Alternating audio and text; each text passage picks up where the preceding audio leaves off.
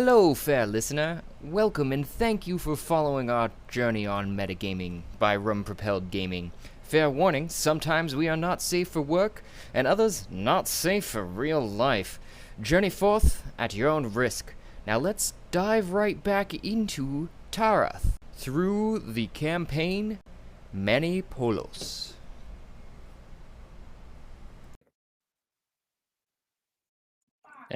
Greg, Greg. Yeah. he sees you when you're sleeping. He knows when you're awake. I'll jump into the recap after this, but currently you find yourself, and I'll say the first name for the first go around, Kalumin Zarhorn, on a giant table, larger than life. You're standing on it physically, and you see items that are also of that size variety surrounding you, and you're standing atop a map. You have a compass to the south, east, and candles to the south or to the northeast. And on the other side of the table, get some books, cards, keys, some dice, and some more maps. It looks like, and maybe some other ledgers of stuff. I didn't. Actually, you probably can't physically see it on Roll20. I just realized because I've got to do this. I've got to ascribe it. Controlled by. H.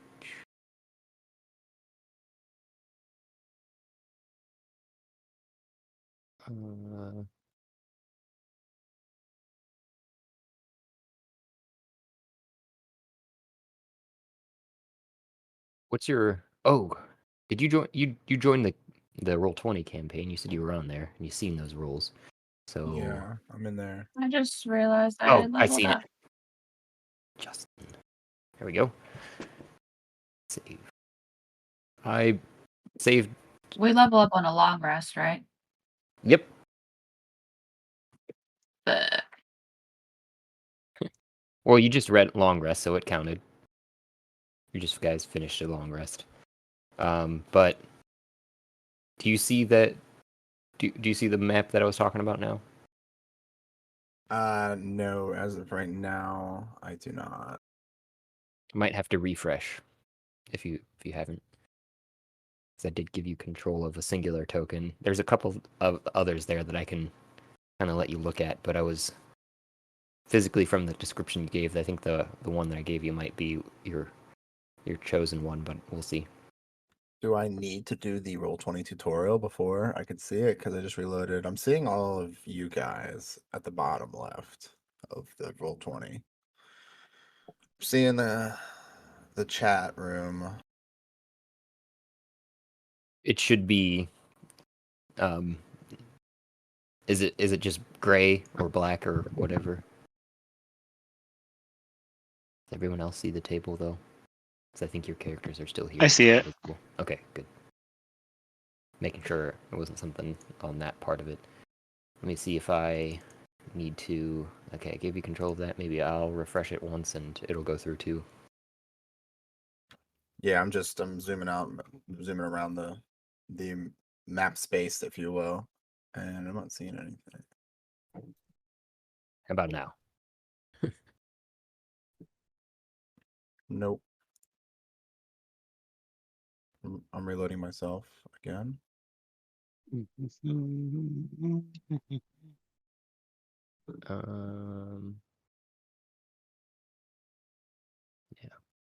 that should be you.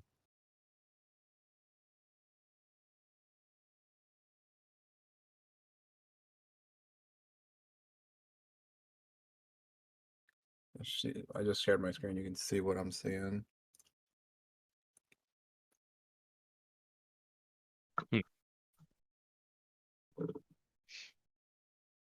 Odd.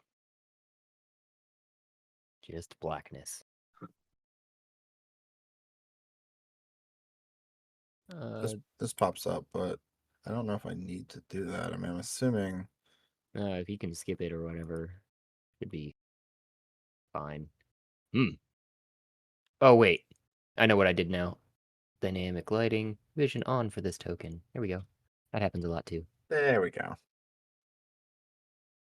We need to name more of our episodes technical difficulty, I guess. Anyways,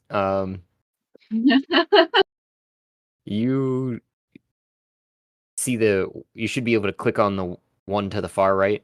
That's the one that I assigned you to right now, if you're okay with that one.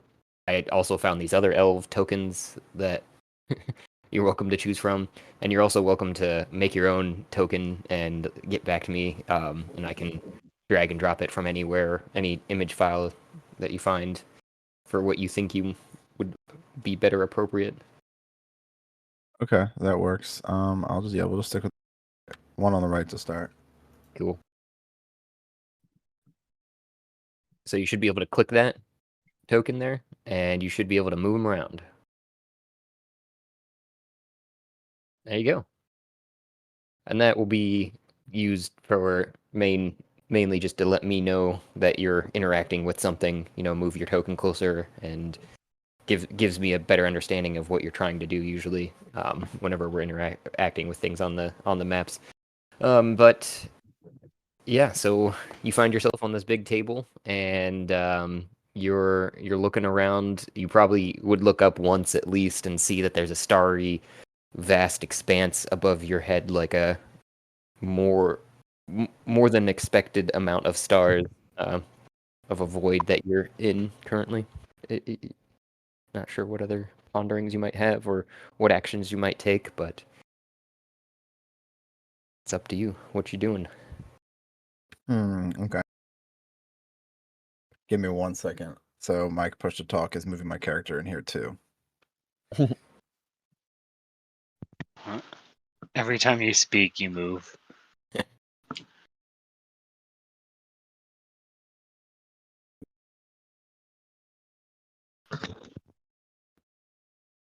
That should be much better.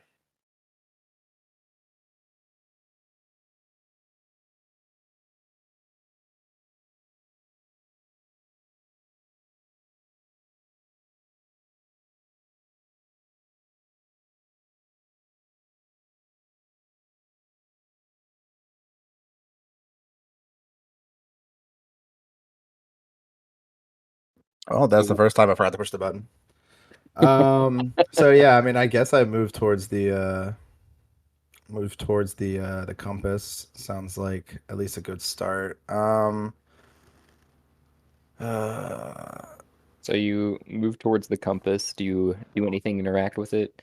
As you're moving, you do see, the edge of the table approaching, and it also has a vast expanse of stars over the edge that aren't look like the night sky. Okay, so it sounds like I need to find my way out of here. Is the compass what direction is the compass pointing? Can I tell? You look at the compass, and it is pointing almost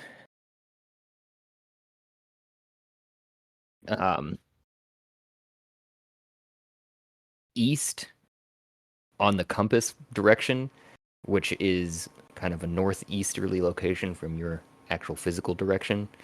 But it also seems to be that the needle on it, especially since you're so small comparatively to it, it's about twice this, or 3 times about the size of your actual physical person. You can see the needle distinctly pushing up against the glass on the inside, almost as if it's trying to would come out and point up if it could.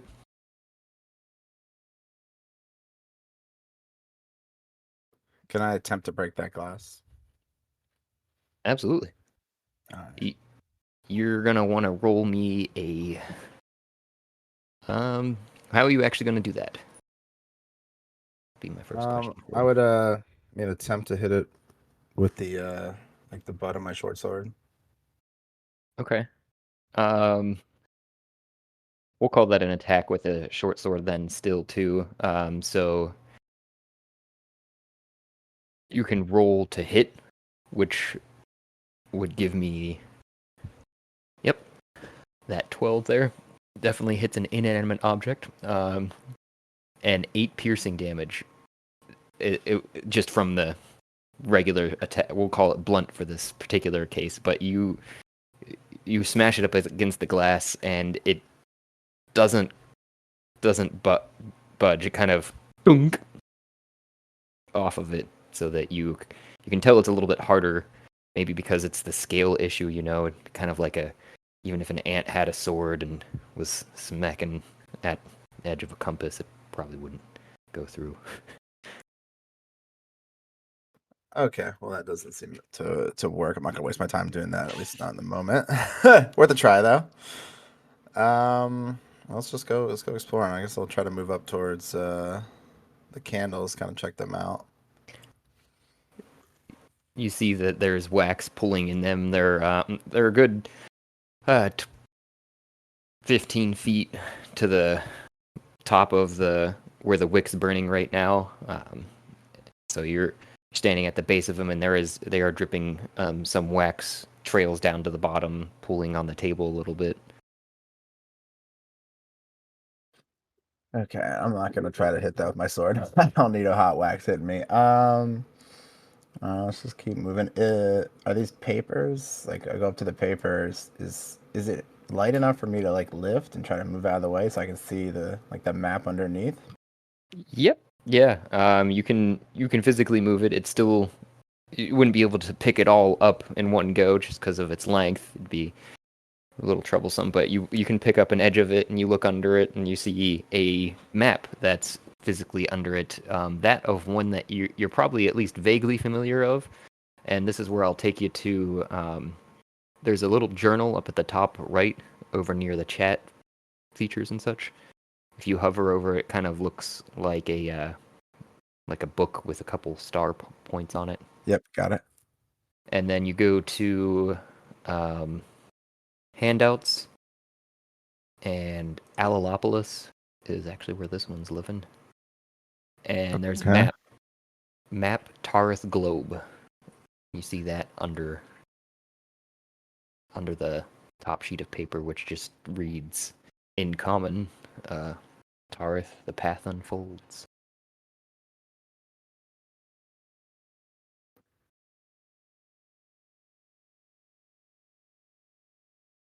What I can see And from the edge of this. I mean, is there anything on the map that's on the table that gives me like a X marks the spot, anything?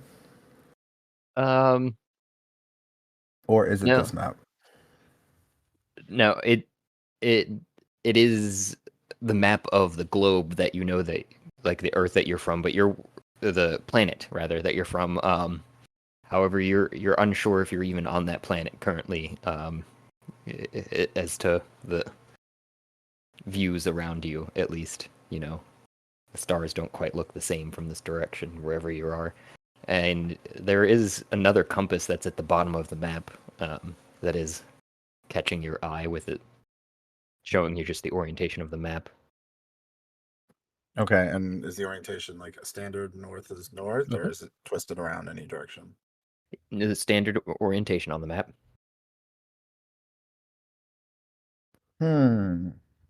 Okay.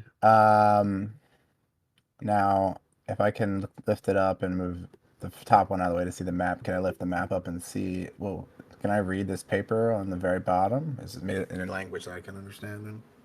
The last piece of paper that's on the map there is as you're lifting up the map. Underneath of it, there's a whole language that you're unfamiliar with, but it seems to be written in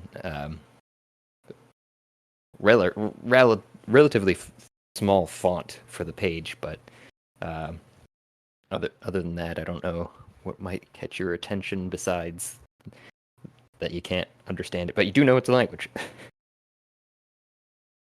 Okay. What's some languages that you do know too? I didn't brush up on that before. Common, Undercommon, and Elvish. Okay, yeah, definitely not any of those. I guess I'll just go around, check everything else out over to these dice. Is there anything about the dice that's unique? Anything I can push them over? Can I? Some of the smaller ones you can push them over pretty easy, but the d20 being the largest of them, seem it wouldn't be unless you put some extra effort into it. You can tell that you wouldn't be able to even roll it about as.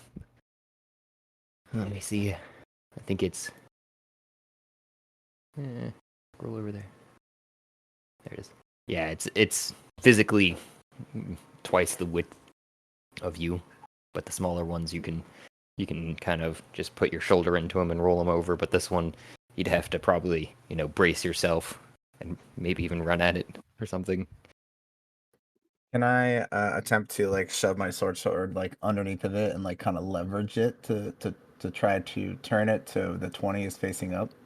Absolutely. You're gonna want to roll me a strength check.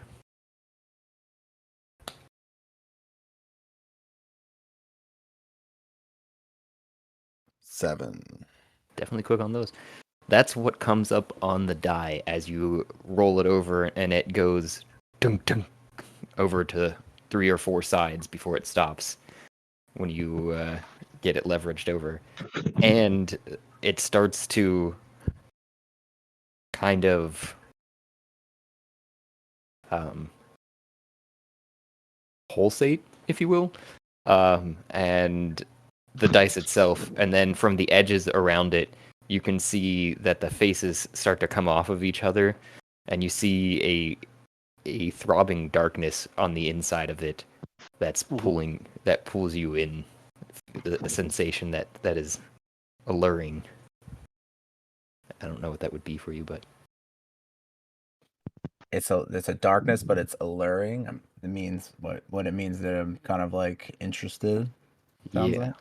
Yeah. So it's Go ahead. whatever sensation that you would associate with that it's trying to pull you towards it, and also pleasantly though, as if fine looking something was calling your name. Not a huge fan of that. I mean, can I see if there's anything magical that I know of, about it? Like, is there anything I recognize that I've seen before or studied in the past? You can definitely tell it's magical, without a doubt. As to what you might know in the past, you could either roll an Arcana or a History, depending upon how how much you're thinking about that magically. I guess it's up to you.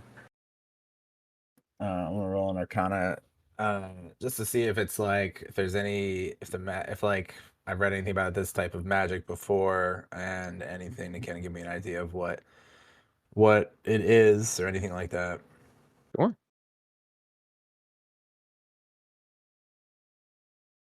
22.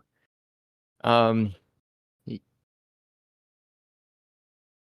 the only thing that you can think of, and it's more of a stray thought that enters your mind when staring at it all, is in um in some bar in your youth, you had been playing some dice and you'd overheard a story of from a raving madman off in the corner, as you guys were playing and just kind of laughing at him, but still buying him drinks, just for entertainment for the evening. Probably you heard him talking about how the universe, and you are only vague on that term even, works, but that it's all just random chance, and that's why you guys liked listening to him. And he believed that there was a die in the center of all the universes that spits out more, and everyone is created that way.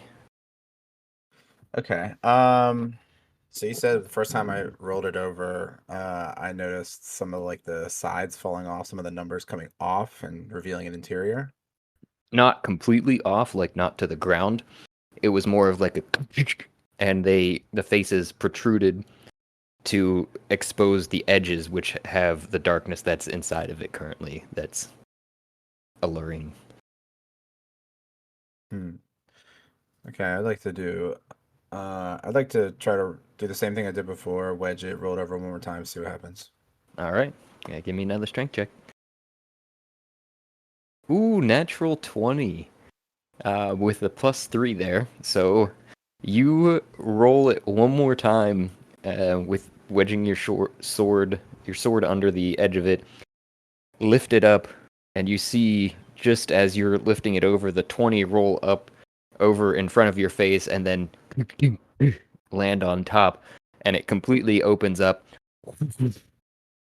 and the blackness that was ever so alluring kind of starts to fill everything that you know, and there is nothingness. You are nothingness again.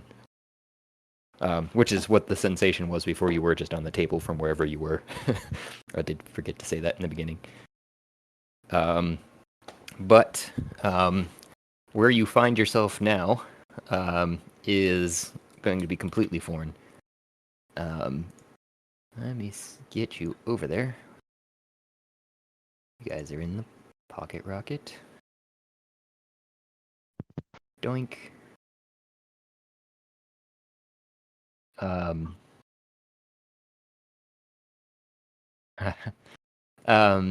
You actually here. There we go. Start to feel your senses coming back as you're fading back in from nothingness to a reality, real sense. You know, your first things that you're noticing and seeing around you is that you're up against a bar, leaning up against it, and beside you is a unconscious, more than likely passed out, drunk,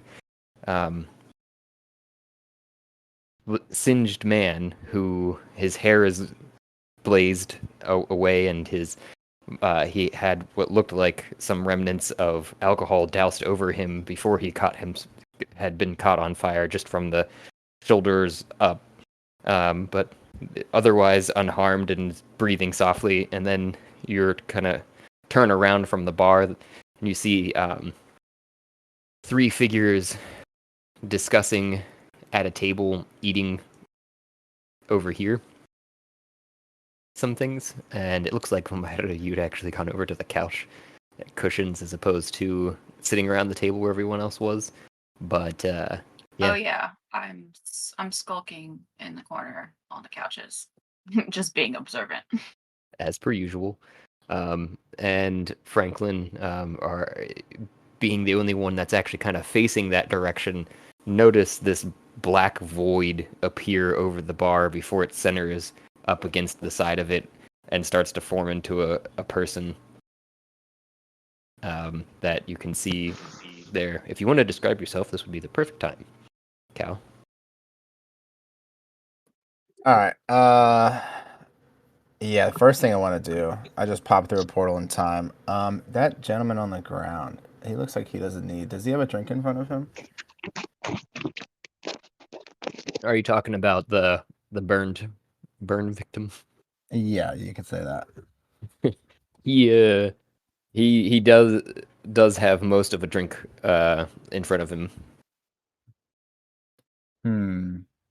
Any other drinks on the bar, or is it all empty, based on this picture? Oh, there's at least one full mug on the bar. All right, I'm gonna grab that mug and chug it, 'cause I don't know what the hell just happened to me. Constitution saving throw.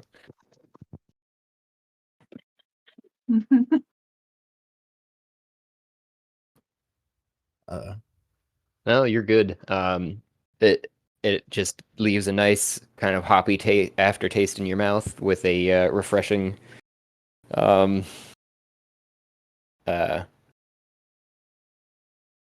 crisp head to begin with that you. I think this is the first like actual drink that you've described that actually sounds tasty. Hey, I like my weird drinks. I know, but it's like he gets the nice taste in beer. Come on. The other ones were nice tasting. I think they were just a little eccentric. And left like weird aftertaste in our mouth or something. All right, so after I down that drink, I guess I'm gonna walk over to the table, introduce myself. What's going on, guys? My name's Cal. I don't know where the hell I am. Can you guys tell me anything? You guys know anything? I assume most of these people are Um, unresponsive. Yeah. Besides, yeah. It looks like they're all passed out. Got it. Okay, cool.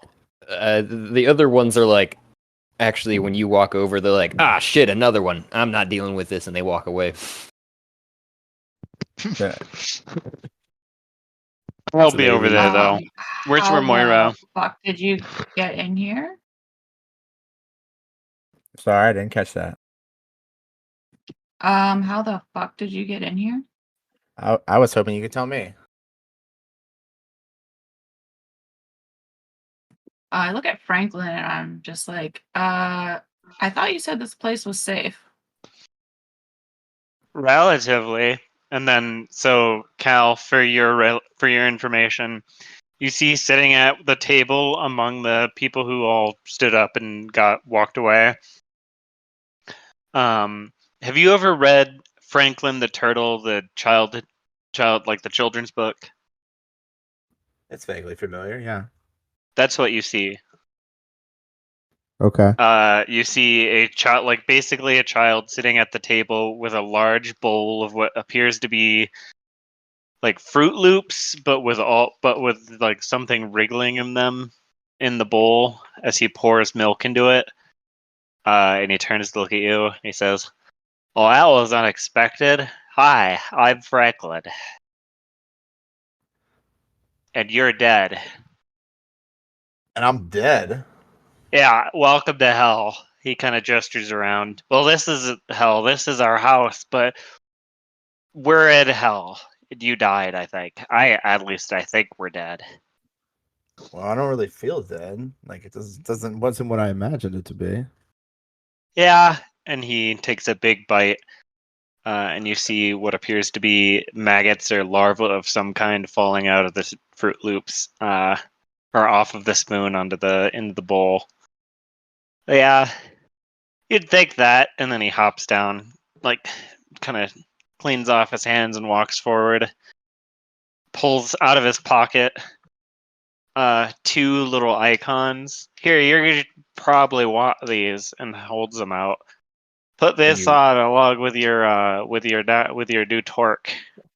You realize for the first time, too, that around your neck, because he's gesturing, there is a necklace, torque, just if you know what those are, that's kind of it's got the two ends to it, so it kind of, it's basically just one braided rod that's bent around the back of your neck with an open point in the front, and the charms he's handing you have little loops on them to loop over top of and onto that. So this one is a poop symbol, but it's gold. This is a key to get into the house. And this other one looks like a claw crab. Keep the SWAT audio. Inside it is a little treat that will heal you for 1 HP if you go down. We just used the ball, so don't put this on. And then I'll give you a tour. So wait, you're telling me to put these on right now? I don't even know what they do. Yeah. I don't know who you are. I said I'm Franklin. Hi. And I wave again. I know you're Franklin, but I don't know where I am. I don't know how I got here. I was just on a giant table, Oh, and you did that too? Okay. Here, wait, come sit down. He'll gesture to the table. Do you like cereal? not the cereal that looks like you're eating. It's got extra protein. He'll walk over to the bar and grab a thing of like bran or some crappy cereal. Sorry, you're an adult, right? Tricks are for kids. These are my favorite. Yeah, of course it is. Adults. I'll roll my eyes. All right. Here's some milk. So, where are you? Vomyra's around here somewhere. Hold on. Hey, Amos. Pull a little, what appears to be an insect out of my pocket. Can you go find Vomyra and bring her over here? We've got a new visitor. He looks at you and then crawls onto your hand and goes, "Oh, Christmas!" And then he looks straight ahead and then just looks back at you and, not wanting to contradict you, just jumps off of your hand and kind of flutter jumps over to Vomyra directly across from you on the couch. I think I found her. Good job. He's an excellent detective. He recently realized that reality isn't real, so. Anyway, what do you want to know? Well, I didn't notice Vomyra at first, but I turned around after just noticing her now. I introduced myself to Franklin and her. I'm Kal, Spearhead's Rest. I don't know who you are, where I am, but it seems like I'm almost out of options. Yeah. Look at Vomyra to see if she wants to say anything. I stand up. I'm just like, yep, I'm Vomyra. We're stuck in hell. We gotta free a god to get out of here. Yeah. So wait, we're in hell right now. Where's this room? Where's this bar? Who's the dude burned on the floor, passed out on the floor? Or look over. Oh, that's just one of our companions. He was an idiot and lit himself on fire and then threw alcohol on him. Don't ask. Yeah, we should probably do something about that. Franklin will hop up, walk over, and cure wounds him. Anyway, he goes and sits back down. Was takes that another big Flint bite. or who was that? Warren. Oh, Warren. So wait, you said you were on the giant table with the stars, too many to count as well? Yeah, well, so Oh, that was like ages ago. yeah, that's what I think. That's when you died. I'm pretty sure. And then all right. So this is gonna sound crazy. Well, I'm not convinced that we're dead. I don't know. Here, let's start at the beginning and like the basics before we get into the metaphysical realities of if we exist or not. Anyway, so he gestures around. This is a magical space, like a house that exists inside of a pocket reality that's housed inside of a rock that we can carry around normally. I'll give you a quick tour. He hops up and picks up his cereal and walk around with it. There's gonna be some things that are shocking. Don't be shocked. All right. So this is Just like don't touch anything that looks dangerous. that for sure. Somebody I- lost a head the I've other been day. I've been trained better than that. Thank you though. So this is like the bar lounge area. Very nice. And then here, Seeing that my drink is empty, I go to the.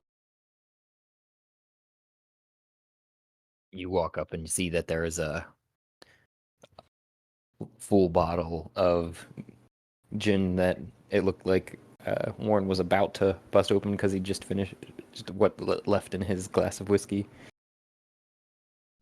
turn to him. Some of the people I of this I party are grab it. addicts. Go ahead. Hey, Vomyra. don't be pointing fingers. Hey, I'm a cleric. That's I what grab do. the bottle. I'm like, here, I'll pour you one. And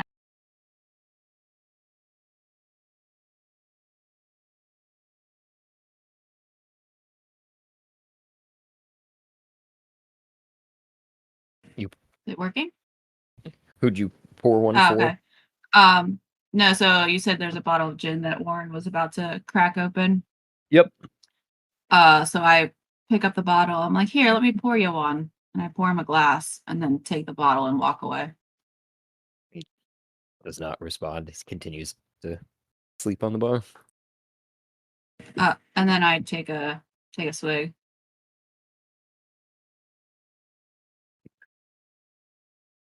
Intro behind the group. Constitution.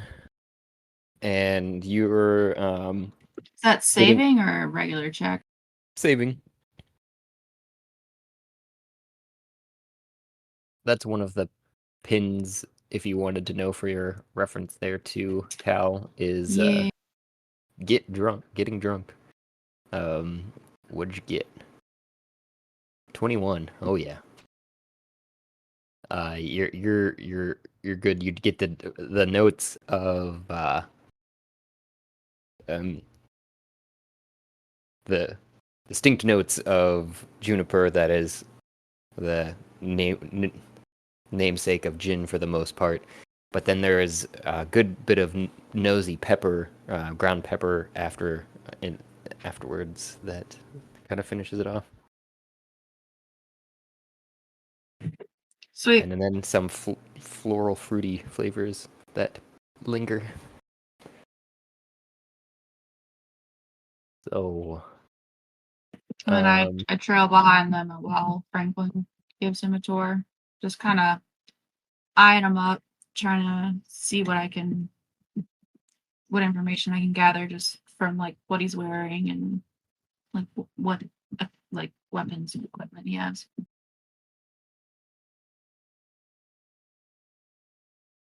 As we're walking down the hallway, I noticed there's looks like a bunch of those bugs, whatever, ahead of us, and I say, "What the hell? There's more of them." Yeah. These are my family and friends. So I have a swarm keeper. So they work for me. Well, for us, but All right. here you'll see a makeshift laboratory being set up by a bunch of insects wearing nurse outfits. I noticed there's two others to the left, and I just kind of give them a look once over and down. Introduce myself from across the table. You can tell the one's talking to the other about the baby that she's holding in her hands, and Flint needing to take care of him more. And they just nod to you and continue your argument. All right, then And moving on. can he see the baby? Like, it's not just like a baby. You see as you're walking farther, and when they nod to you, that the baby in her arms has two heads. Well, that is a first, but it seems like it is a day of first. So, Yeah. And the chambers that you're walking through are kind of cavernous. They are looking like they're hewn into rock, just to give you that baseline of it. And that first chamber you went into was dome shaped, and now you're entering into a second one that is again dome shaped. With a walkway above your head that you can kind of see dangling down from it, fairy lights to light the cavern. Yeah, we got gifted this place by a wizard, and he pulls out another rock. He lives in this rock with his sisters. And he puts it back in his pocket. And then he gestures to the left. He says, there's the laboratories where we do some experiments. And then to the right, there's a large cage over there that seems to be hewn out of the rock of this like cavern. Be very careful around there. There's a giant skeleton monster we've got stored in there, and there's orange safety cones around it so that you don't get too close. If you put your something in there, it will eat it. So I looked as he's saying this. I looked to the right and noticed that what looks like a pile of skeleton bones. I proceeded to put my hand like on just the hilt of my short sword, like on my side, just kind of prepared, looking around, and slowly relax and take a wide berth away from that right there. That's our secret weapon. One day we're gonna need it to be able to unleash a giant monster to like soften up a bigger monster, and we're gonna release that thing. Okay, I like backup for sure. Yeah. So then just past there in here is the bedroom. That's Bob. He's nodding at me. You go up the ladder and you start to poke your head over it, and you see a crocodile with its head just on the edge of the bed. Just look up at you, non-threateningly. What's up, Croc? You get as a response. I'm not familiar with that language, but nice to meet you. There's a couple other people out here sleeping too, so we gotta keep our voices down. Be courteous, guests. So how many people do you have here? He whispers. I have no idea anymore, but they kind of like wake up sometimes, and then sometimes they have comas, and then sometimes, it's kind of like a revolving door of people like, adventuring really hard and then sleeping for like 4 or 5 days. Ugh. I do understand that, so I tiptoe back down the ladder. Doesn't make any more noise. Yeah. Take that wide berth on the skeleton monster again, and follow Franklin. Yeah, it ate someone's head the other day. It's okay. We squeezed her for all of her blood, so it's no problem. As you walk by the crickets to the biggest of the bunch, Ferdinand salutes and goes back to work. But there is Ferdinand. He was the first of the brood. He's the head honcho, so to say, the biggest elder of the colony. Okay. How many others do you have with him? About 40 million. 40 million? Yeah, here, look at this. And then he walks into the next room, which appears to be big cavernous room with like beaches around the outside. And then on the top of the ceiling appears to be some sort of hive that's being constructed along the side of one of the walls. They live All up of there. the walls. All of the walls. All of the Yeah. walls now? Okay. Yeah, I pretty much assume it's this whole chamber currently. And these things are fiercely loyal to you, right, Franklin? Fiercely loyal, yeah. Okay, because I'm not the biggest fan of bugs, but if they save my life, I can learn to love them. Yeah, they're really good people, If you just get to know them, talk to them once in a while. Anyway, so you can take baths in here. There's some tubs, some boats if you want to do some joyriding. There's a bunch of turtles and wildlife in the water. I did tell the insects not to kill all of the wildlife, so hopefully they're not. And yeah, that's basically the whole place. There's another exit, like a manual exit, past the bedroom down here. But since everyone's sleeping, I guess we won't do that. Plus, we don't really need to use it. He gestures to the poop symbol gold thing that he gave you. If you just hold on to that and will yourself in and out of the pocket rocket, it's what it's called, you'll go in and out. But don't go out because we're literally in hell. All right, we're not don't go out, but the gold poop symbol, Yeah, is the key. Is the key to the pocket rocket. Got it. Yeah, and this is like a safe zone. Well, not a safe zone, but like a pretty safe zone. We still have to keep track of rock outside, but Okay. yeah. So That's the tour. You can go upstairs too if you want. There's hammocks and stuff, but okay. How Cal asks to Vomyra and how long have you guys been here? like in hell or in the pocket rocket, a couple hours. I guess how long have you been traveling together? How long have you two known each other? Several Probably months like at a least. month or two. Yeah. I don't really know how long I've been in hell. I've been in hell for feels like maybe at least a year. I don't remember. Josh, would you have any insight on if we would know how long we've been here? You guys wouldn't really ultimately know because there isn't much It's of. been all time warbly. Yeah, there's not much to keep track of time down here, especially because of the spaces you've been in, there's either been a lack of sun or just a constant amount of light that's kind of emulating the sun. No really in between. There's no I've never even seen the sun. Day and night cycles. So the days kind of all blurred together. At this point, you're guessing it feels like it's been years at least, for yourself, Vomyra, that since when you entered Hell. Yeah, fucking ages ago. Yeah, so as far as I'm aware, the original group that I joined later accidentally stumbled their way into Hell, and then he gestures to the torque around their necks. We got contracted by the god of, I don't know, negative energy, god of evil. What do you call him? I Mediopolis? thought it was the god of mischief, but that's Loki, so maybe not.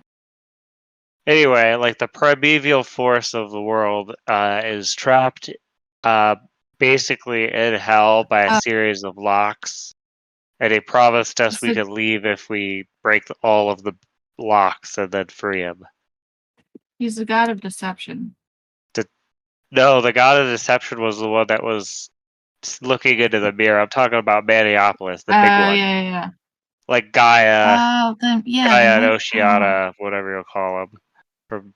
Yeah, I can't remember what he's the god it's of. like the father of the universe, of the world, essentially. So just be aware we're being listened to, and he gives you a very intent look. Okay. And with that too, out of your torque, it seems like, comes this voice, and he goes, "Oh, I heard my name." Yeah. Hello, can you hear me? Who is this? Oh, hey, got a new one to the bunch. This is Maniopolis. Hopefully you get another one to help you with breaking those seals. Kal kneels out of respect, and Simple doesn't know what else to do in the moment because everything is just has no clue what's going on. Is he kneeling? I really can't see you out of these things.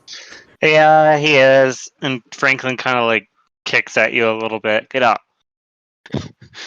Stands up quickly. Not that kind of god. Stands up quickly, brushes the dirt off his knees, and just stands there. Just doesn't know what's happening. Is still taking everything in. He goes, well, just as appreciated. I don't get much respect from the rest of the crew here, so I try to help out where I can, but they don't really trust me, I can still tell. Holding up a piece of paper that says "Don't trust him." Franklin, what does that say, Franklin?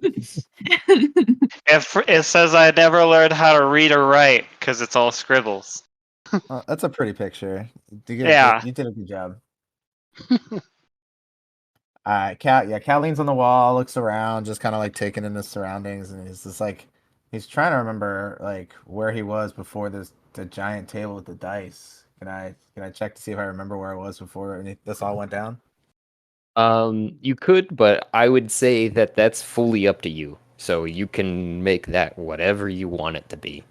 That is your backstory, so to say, and that's where, from that map too, you can let me know if you like any of those areas that haven't been colonnaded or populated, if you will, on it. Let me know where Spearhead is, right? Spearhead's Rest is, and yeah, I know you'd left there to go kind of reclaim your honor, but I didn't know where you would want to go and what would have been happening maybe from there, but I'm guessing it would have been a short journey before you ended up on the table. Yeah. All right. So no check needed. Got it. Yep. Oh, that reminds me. You were at the table. Did you get anything? Check your pockets. All right, I'll check my pockets. You put your hand in both of your pockets, and then in your left pocket you feel a 20-sided die. Wait, do I have one of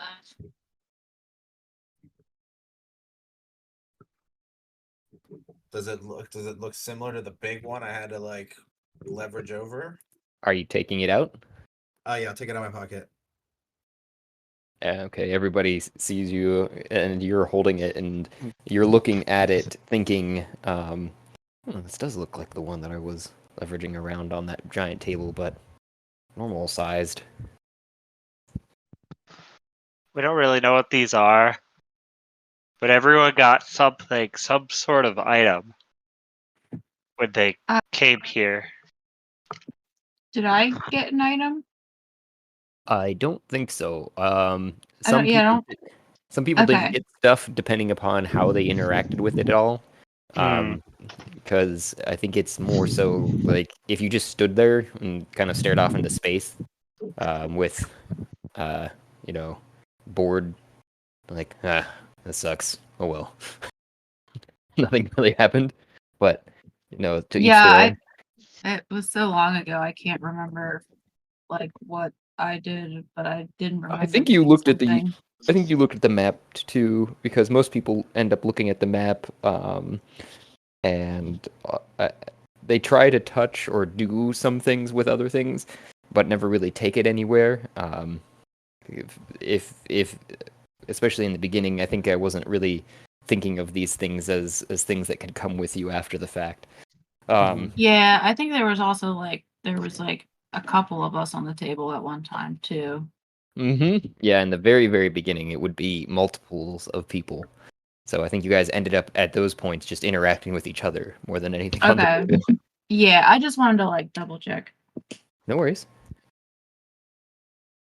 So these seem to be wildly rare objects. So don't lose it. We don't really know what each of them does, but each has great potential. All right. Okay. Cal puts it back in his pocket, taps the outside of his pocket to make sure it's there, as deep as possible, and kind of turns just back to the other two. Hey, Josh. Hmm. Did that look like the one that I found? No, the one you found was 13-sided, and it was like the one that Cal just pulled out was a bit more of a, well, obviously a D20 comparatively. It's got a lot more sides on it than yours, but besides that noticeable feature, the one that he's holding is fully gray, almost white, bone white actually, and then the one that you have is has got no color and or all. So it's got a bunch of colors on it, almost like they're kind of mixed around. No, like it's think of a Rubik's cube that's been mixed up, but only 2 of the faces have been solved on it. Okay. That's interesting. Cool. I still don't tell anyone about it. So yeah, that's a general kind of breakdown of where we are. We're in hell. We're on like level 5 or something like that. If you were to leave this place, you would enter a room with a magic mirror that basically killed us. Like total party killed last time, and there's a demon in there. And I don't know if you really want to deal with that on day 1. So, and he pulls out a sack of diamonds. Looks like hundreds of diamonds. I don't know if you guys are interested today in checking out the Infinte Tower. The only difference between these diamonds and regular diamonds is there's a bit of a glint coming from the inside of them rather than hitting them and refracting off. I look at Franklin. Kind of like a star. Sorry. Go ahead. I look at Franklin and I say, I mean, I've seen diamonds before. Those don't look like normal diamonds. What are they? They're not. If you eat one, you will get transported while you sleep into a tower that has an infinite number of like boss rooms, like fight rooms, and then there's a guy there who, if you get the farther in you get, the better item you get at the end. It's like a game show. Are these He is hard? hands These one are over. yeah. I grab it and I take a look at it. Like, what is it? Is it big? Is it a big diamond? Is it a small diamond? I can't chew diamonds. I think it's like a pill. Oh, so it's I a mean, drug. Got it. it is about a size of a very large pill, but it is shaped kind of like a rough cut diamond in the shape of itself. So each one of them has slightly different shapes, but when you're looking at it closer, you see that glint, especially as you stare into it, kind of take over your vision a little bit more, as if you were looking at a star farther off in the distance. They're very pretty. Yeah, I mean they definitely are pretty. What kind of enemies are in this tower? I mean, I've only fought bandits in the past, like, and you know, I don't know. I didn't do it last time, but I would assume that together we could probably take them. Oh yeah. Also, if you die there, you don't die in real life. You just wake up. and how many of these diamonds do you have? He looks at the sack. Like 225, 230. I've been using some of them to chuck at traps. Like a bunch. Well, if you don't die in real life, I mean, what could be worse than where I'm at now? So why not? Franklin walks up to you and then grabs reaches out to your face and looks deeply into your eyes. You don't know the half of it yet. It's going to get so much worse. And then he smiles brightly and then skips off to get Vomyra. Vomyra, you want to go to the Infinte Tower? Absolutely. All right. I gotta grab some stuff to get ready. Bring something to do because I want to try something while I get there. Do you guys have a back? Also, the trick with the Infinite Tower is you don't have to defeat the monsters. You just have to get through as many levels as possible. Yeah, So we sometimes don't want to use our zombie trick this time, do we? We want that for like the whole group. I mean, Because that's only gonna work once. So we could should wait do it with till wait till there's more people. yeah, and for sure. Yeah, But like because we can try to get as far as we can by sneaking and stuff. But I don't want to. I don't know if I want to use the ace up the sleeve yet. yeah, I think maybe we save that for because I think the more bodies we have, The better the outcome. it'll be more effective. Yeah, more bang for your buck. He turns to you. We figured out a scheme to try to like game the system, but we think it's only gonna work once, so we don't want to use it yet. I'll explain it all later, but it's probably a lot for someone who just died. Cal nods at you in agreement, and then looks around and says, "You guys have a pisser? Feels like I haven't went to the bathroom in ages." Franklin gestures at the pool. Nature's pisser. Your bugs I won't think get there's mad? a bathroom too. No, I mean you're just releasing ammonia and nitrogen into the system. It's a necessary thing. Otherwise, the plants will have nothing to eat.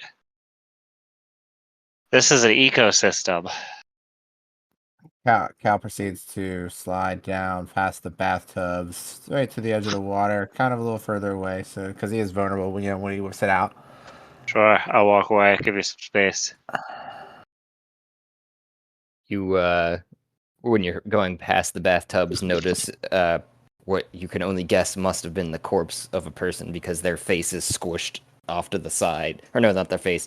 There's arms and legs that you can distinctly see squished and rolled up into almost a log shape floating in a pool of water. That one of the ones that you walk by. God, this must sound so fucking nuts. Cal looks over there, aims his stream at it. It's in Yeah, one of the rehydrate. bathtubs.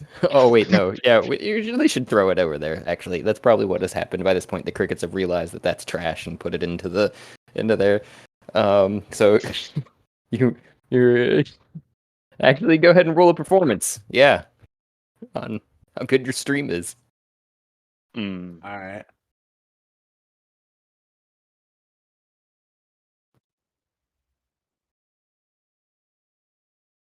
I've had better.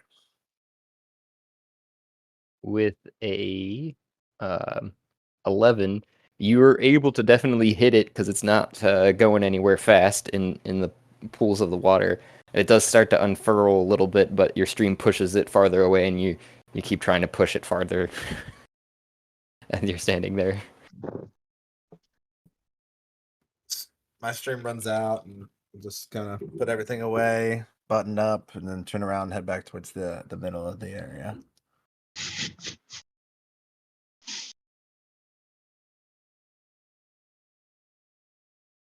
All right. Well, I actually have to go to the bathroom real quick as well, so I'll be right back if that's all right. Yeah. sure. So Franklin will go grab some stuff for preparation.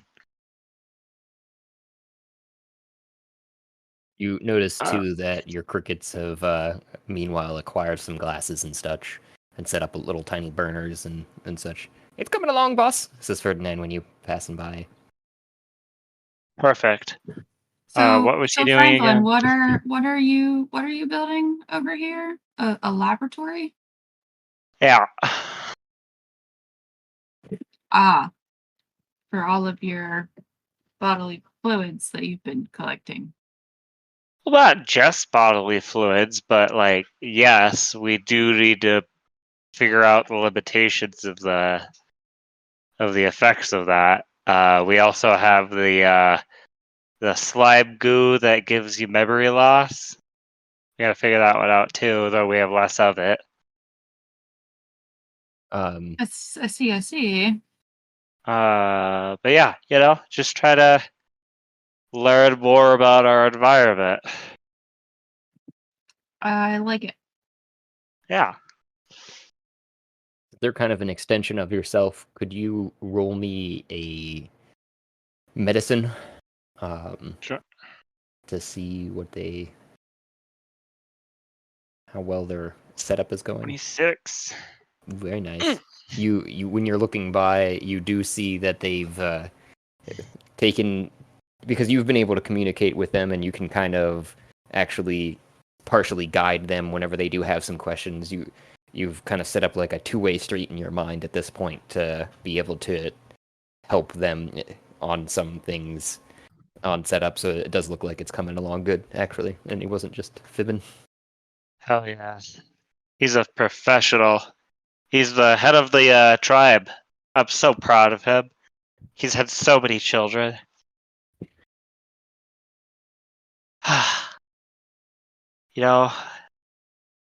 Being a father, one of the world's greatest gifts. He looks over to the skeleton monster affectionately at the hive on the walls. Yeah. Anyway, so I want to try to do something when we get to this guy. It's gonna be fine. Just more of a quick hack. But is there anything you want to like work on for some time, like like a particular martial style or like a training regimen or something like that? Because I think we might be there for a little while. Like in the laboratory? No, at the Infinite Tower. I have a theory. Like what kind of skills we want to like test out? Yeah, I have a theory if you want to go over it. Since I guess we have the time. Absolutely. All right, so the Infinite Tower, the way it works, the way that I understand that it works, is you go to bed, you eat the diamond, you wake up there, right, and you go through the Infinite Tower, and when you die, you wake up again here, right? Yes. What happens if you take more than 8 hours? To Do you enter a through coma? like to get through the tower. Yeah, Oh, like what like happens if you were if you're at the tower for longer than 8 hours. Yeah, like what happens if you're there for 30 days in the tower? Well, I think that would just be lumped in with how like dreams don't really have time. Yeah, that's what I'm thinking. So if you go So there like and say it we doesn't just matter chill how out. long you're there. Yeah, so if we go there and we just chill in the lobby and work on some like training regimens for like, a while, and then go through the tower and die, we'll just wake up tomorrow morning, but we'll have all the benefits of, however long we spent training. Possibly. That's my thinking. I feel like there has to be a downfall, but I don't know what it is yet. I have no idea, but I'm gonna go find out.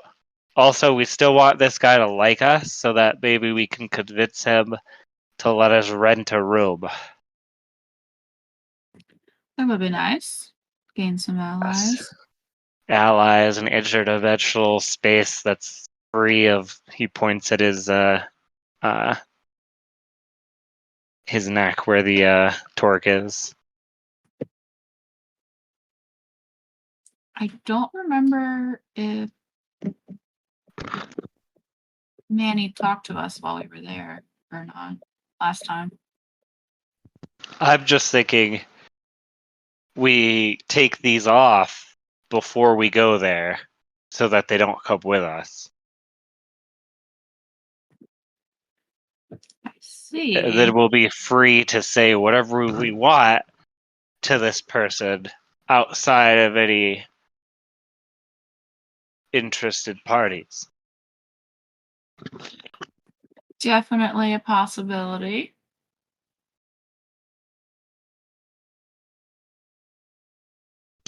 Before bed. We could give it a shot. I feel like Manny would still have a way to listen in, but definitely worth trying. Yeah, I mean, we need more information about how this pocket dimension infinite tower works. But Definitely. Are you that's guys what I talking want to about talk. Ishamael? Are you guys talking about Ishamel's tower? Yeah. Chimes in from the Torques. It's rude to listen into people, Minneapolis. Hey, I get bored. What am I supposed to do? I'm trapped here. What else am I gonna do with my time? Anyways, Why don't you start a cult? I tried that. It didn't go well. Oh. But It's because you yes. listed it on people? No. Oh. Because weak flesh bodies. That's usually why. Anyways, he could probably provide you with the space that you guys talking about, but because my influence is mainly limited to Tarith, and he's kind of off Tarith. Yeah, that's what I want. Well, yeah, that would get you what you want. I don't know how open he's going to be to it, though. I would be kind of cool, actually, if you did talk to him. You could probably... He's an odd one, but you could probably get him on your side with some chocolate, or... I know that's hard to come by. The fuck is chocolate? I think I'd heard Fraz giving you some last. Oh yeah! And he pulls some out of his pocket. That's I didn't eat it yet. That's one of the things that's kind of hard to create in your own dimension. Honestly, just one of those weird magical things that happens from food existing. Really? Yeah, chocolate's a weird one, but So I couldn't use my ability to create food from this weird hell clay stuff to make more of the chocolate. Yeah, because now that I have a sample of real chocolate. I haven't tried my hand at that, but I wouldn't suggest it. It seems like chocolate has to go through its natural stages to actually imbue that loving effect that it has. I have no idea what you're talking about. I've still never tried chocolate. Oh, sorry, buddy. Yeah, It's okay. forgot about that. I guess I can't have this stuff. I guess I'll just have to give it up for the good of the cause. All right, I walk back up to you guys after kind of just like walking around and kind of just taking in where I'm at, what's going on, and what we're doing now, and come up kind of like fidgeting with the things you gave me. And because of so much new stuff, can you guys remind me like what are these things you guys gave me? The gold turd, or what are they? What do they do? Yeah. So the gold turd I did is put them the in your key. inventory, by the way, just if that helps too. Nice. Oh, it is. Yeah, I put most of those things in your inventory. I created the charms as custom items. That's something you can do just for your reference in the future. If you go to manage inventory, when you're under inventory, there's if you scroll down, add custom item, and then you can add whatever you want to your inventory that way, just with a title and a little description of your own. If there's more elaborate items that need to be created, I try to make them physically in D&D Beyond and share them with you. Like the torque is something that I've actually created in D&D Beyond to show you all the things easily, and I can quickly add it to anybody's inventory. I'm not seeing. Can you double check that you added those to mine? Let me see. I'm not seeing it either in my inventory. Torque would be the first thing on the list. It's purple. For me or for Cal? For Cal. I'm going back to yours. You Nope. never did. I mean, I have like my notes in the inventory of like stuff I've picked up, so I have them written down there. But I didn't realize You can add it to your own like, inventory too. yeah, I just found it. Yeah, you should be able to, at least for the torque, I've made that an easily addable item because everybody pretty much has that. When I was talking about the charms, though, I did just kind of, when I was in the manage inventory portion, go to add to custom item and add those. But I did do it for Cal because I know this is a new feature that you're just learning on the fly, so figured for when you guys were talking about stuff, I could easily add stuff to inventory.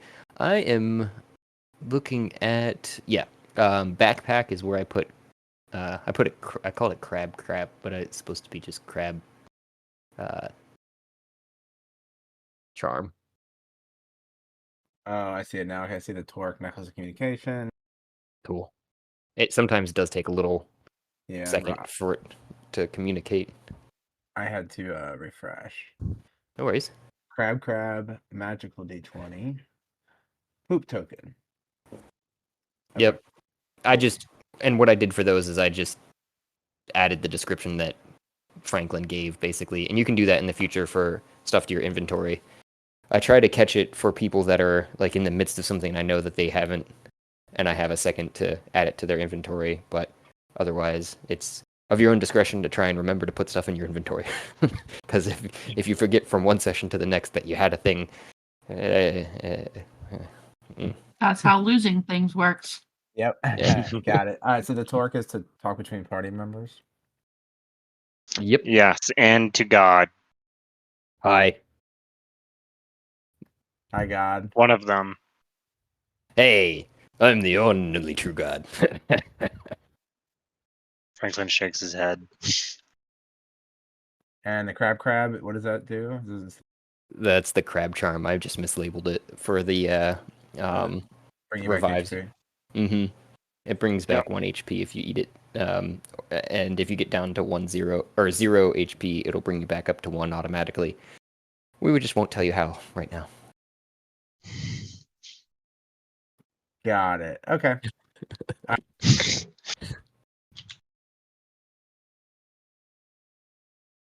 Yeah, I mean, I guess, I mean, I've seems to like I feels like I've lost some of my my fighting ability. I don't know what happened between before and now, but you know, you mentioned some training earlier, Franklin, so that wouldn't be a bad idea in my mind. Yeah. We were gonna lay down here a second and then go to Ishmael's tower. And then I was gonna see if we could cheese the system a little bit for a while and get some exercise in before heading through his tower. All right, lead the way. He just kind of stands there. Well, you eat that diamond I gave you, and then you go to bed. Oh, it's that kind of diamond. Got it. Yeah. Keep put stuff with you if you want to take something with you. I guess. And that's like equipment or in the backpack or whatever. Pretty. I think so. All right. Does D&D Beyond show like carry weight, or you guys do encumbrance or no? We don't really think about that too much. Uh, It's just when it comes to lifting stuff sometimes. Yeah. But considering we carry a base with us, like storage is not a big problem. Yeah. You just gotta also consider if it actually fits in whatever you're trying to carry, basically. If you can pick it up and you can remember that it's there as the actually biggest deciding factor. Yeah. Speaking of which, before you guys just slumber off, I did have one question. Where did those orange cones come from, Franklin? Did you I mean, I can imagine that the crickets are kind of bringing stuff from some of the stored goods from Zach, but orange cones. the dwarves who built the jail thing, Okay. would they have provided orange cones? They do not know the meaning of safety, no. That's true. Then they would probably be just painted rocks that are orange. Okay, sounds good to me. Those cones that I put on the map are painted rocks. Got it. Kind of conically shaped. Yeah. The most triangle-shaped rocks. They got a little bit of a stink to them, and you, Franklin, are kind of wondering, maybe that's where some of the dead crickets are going to one of their uses. Into the rocks? A ground-up chitinous material for the paint. Well, all of the dead crickets, to specify, all dead crickets are to be fed to the skeleton monster. To grow the skeleton monster. Oh, I'm going to set up a breeding program. I did not know that, sir. They've been currently being fed to the fish, and the stuff that's been inedible and or quickly biodegradable, we've just been composting and I mean, let's do a nice mixture split. Let's make sure we keep the ecosystem healthy in there. Okay. So make sure you give some to them. Whatever you've got left, could go to the skeleton monster, because I'm sure we're gonna murder a lot of people, right? And we'll feed them to the skeleton monster then. So. All right, boss. But I think that they're gonna. The skeleton seems somehow incapable of processing raw matter. Just kind of chews whatever it has in it up, and I think I found the remnants of your friend's head at some point. He's saying this all in cricket too. So. Did you really? Oh, I'd like to see that. There's not much left of it, though. Oh, jeez. All right. I do have the skull, or actually, rather, there's her skull, and you see him point behind you, and you see a skull, a newly formed, it's got a little bit of gunk still on it, floating through the mass of it that's writhing against the bars. He goes over and picks it up, and then he kind of inside of the mass of the skeletons. Oh man, I'd really like to have that. Yeah, it seems to hold on to skeletal mass, but it doesn't hold on to meat mass. Got it. I'm gonna cast command on this skeleton monster and tell it to drop the skull. And he looks over at Bob. I'd like to provide Bob a new body, and nothing would be better than our previous party member. Let me see 1 second here. If you want to send command, that would be helpful. While I try to Sure. bring up this creatures. I think I might have to create this creature. There you go. Oh, I can actually send it to you. I have it. Oh, the giant skeletal bones. Yep, I needed it for reasons. Oh, so you created it. Awesome. That would be nice. 1 second.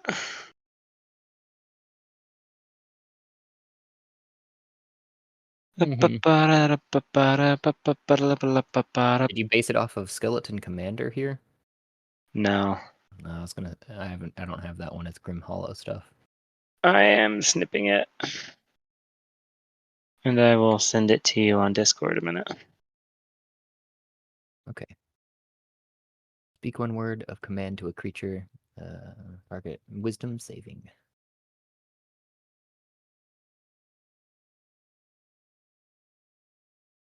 Okay.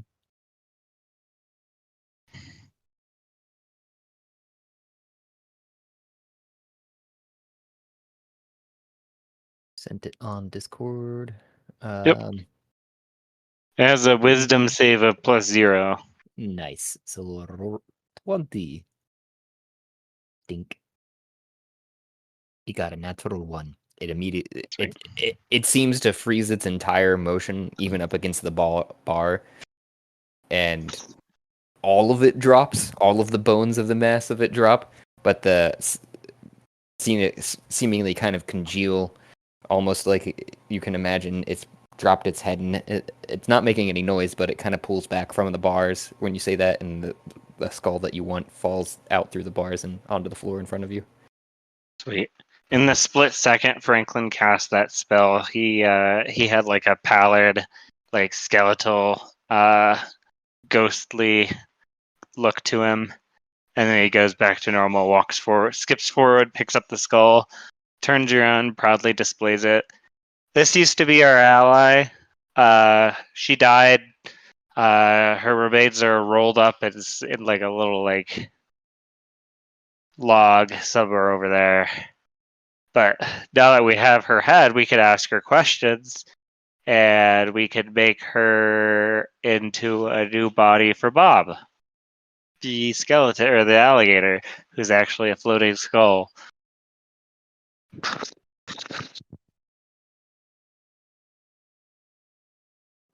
When you mentioned the rolled up body over there somewhere, Kyle's eyes get wide. And he just looks around, kicks his feet across the ground, kicks some dust up, and then just doesn't say anything.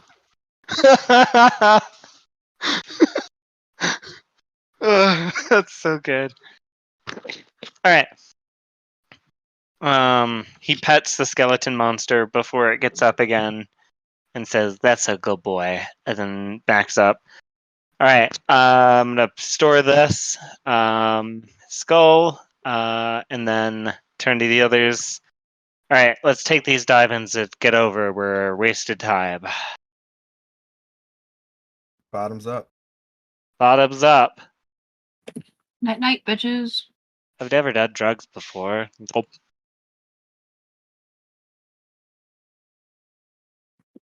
Vomyra just looks side to side. I think we have to go to bed now. And nothing happens as you guys swallow it. All right. You guys got a spare bed around here? Yeah, any of the empty ones in here, or he points upstairs. There are a bunch of hammocks upstairs. If you really want, you could join me. I sleep in the hive. No, you have fun with that. How do I get upstairs? To the hammocks. There's an elevator over here. One of Got these two. So Looks like Vomyra went in to claim her bed, and you get in one of the lifts, and you see a very obvious lever that you pull, and it goes up the track of what looks like a very long ladder for a little while, and takes you up to the top level, which you can see is just a more or less a walkway with hammocks hung in between the two of them, and the fairy lights just dangling from the walkway. All right. I look around, kind of just get my bearings. How's the light up here? Is the fairy lights lighting the whole thing up, or is it kind of dimly lit? It's brighter up here than it was down there, just because the fairy lights you can see actually are hanging down are connected to the ceiling, which are these streams of kind of a silken thread that drop down in between the two walkways, but up above you is some you can see closer now as they're actually chrysalises of sorts that are starting to form on the ceiling and slowly drop down. And you're wondering whether or not those might be bugs of some sort too. Fucking bugs, man. Proceed down the hallway, kind of like keeping, looking around, checking everything out. I notice somebody in the second hammock. Yep. Try to see if are they awake? Are they asleep? Can I tell? They mostly seem asleep. Their hoods pulled over their head, and they're just they're not the hammock's not even swaying, with any motion or anything. There's a soft rising and falling of their chest. I gingerly kind of hop into the hammock and try to get some shut eye after everything that happened today. All right. Franklin Guys, reminds everyone to take their torques off, and then he takes his off.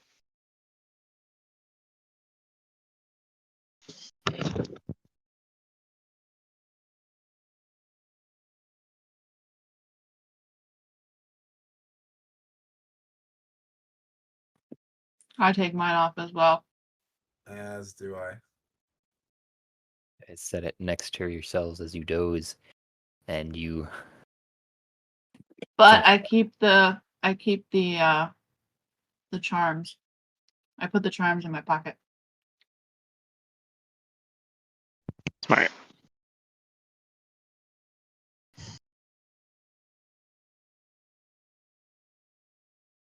Okay. Just getting you guys over to the other map here. 1 second.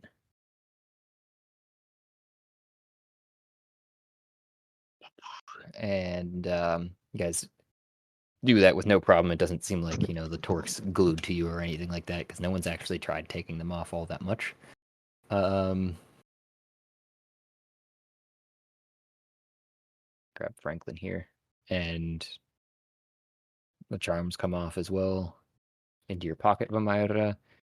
Guys are thinking just about the solution, especially Franklin and Vomyra, maybe about that mirror and how best to maybe break that seal, because you're still thinking, to break all the seals to let Maniopolis is going to be your best bet to get out of hell. But as you do, you feel that falling sensation as you're starting to fall asleep. It continues on longer than you thought, or rather that you're used to, and you start to feel like you're catching yourself in a void of nothingness before you wake up and you land on your butt. Nothing harmful from a fall, but it feels like you just fell right into that spot that you're standing right now, which is directly across from a gentleman at a desk who's got some ledgers in front of him, and he's looking down at them. He hasn't even looked up at you guys who've plopped down on your butts in front of him, a good 10 feet away from him, and he just announces, yes, we've got Vomyra back to us, and 2 people that I haven't met yet. Yeah, I told them about this place, and they just didn't believe me, so I had to bring them and show them what this is all about. Ah, yes. Well, my name is Ishamael, and welcome to the Infinite Tower.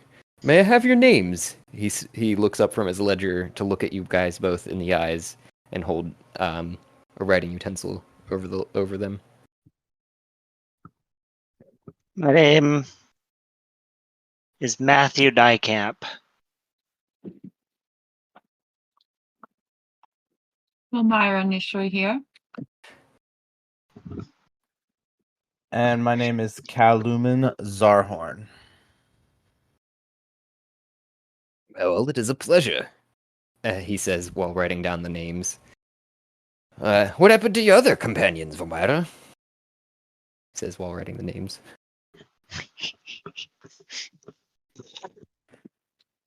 They're off on another quest right now. Okay. Well, whatever. Don't have to tell me the truth. I don't give two shits. Anyways, I was glad to see that you came back. It was pretty entertaining the last time you made it through here. Only 3 levels, but that's a goodly distance. That's rare, especially going down the downwards route. It's usually the most dangerous. But I could start you off where you left off the last time. He's I think he looks down. He's like, the ocean level. I think you were swallowed whole. Grisly way to go. But yeah, that you could start off there, or we could roll with the fates. See where you end up.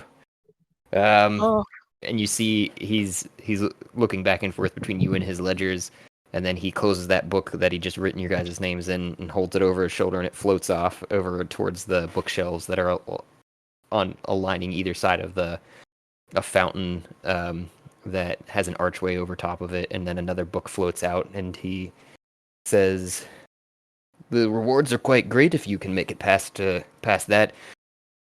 Or you could just, start from here and work your way back to wherever you want. Infinite is infinite," he just kind of says. I have a few questions. Hi. Oh, hi. Matthew, was it? Yeah, but my friends call me Franklin. You can call me Franklin too. That's odd. That sort of rings a bell. It's like a nickname. Okay. Maybe a middle name? Should I have written that down? No. Okay. Not really a middle name. Anyway, he kind of walks forward. This tower is really nice. Is it yours?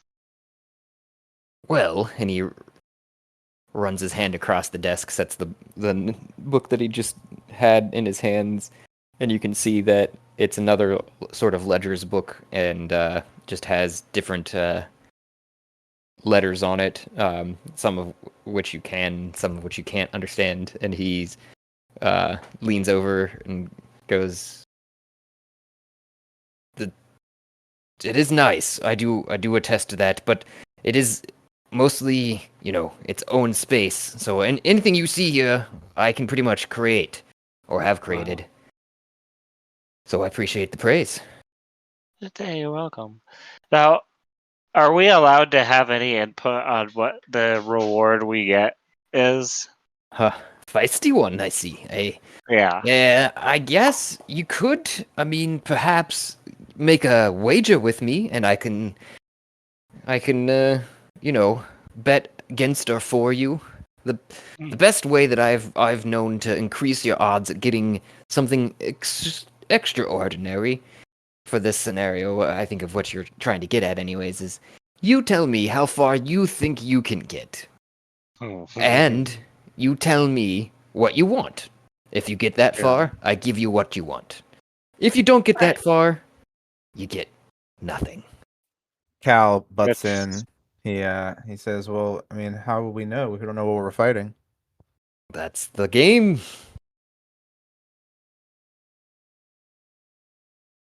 It's a risk. No risk, no reward.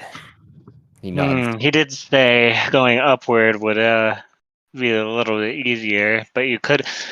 Do we get if we started where Vomyra died, right?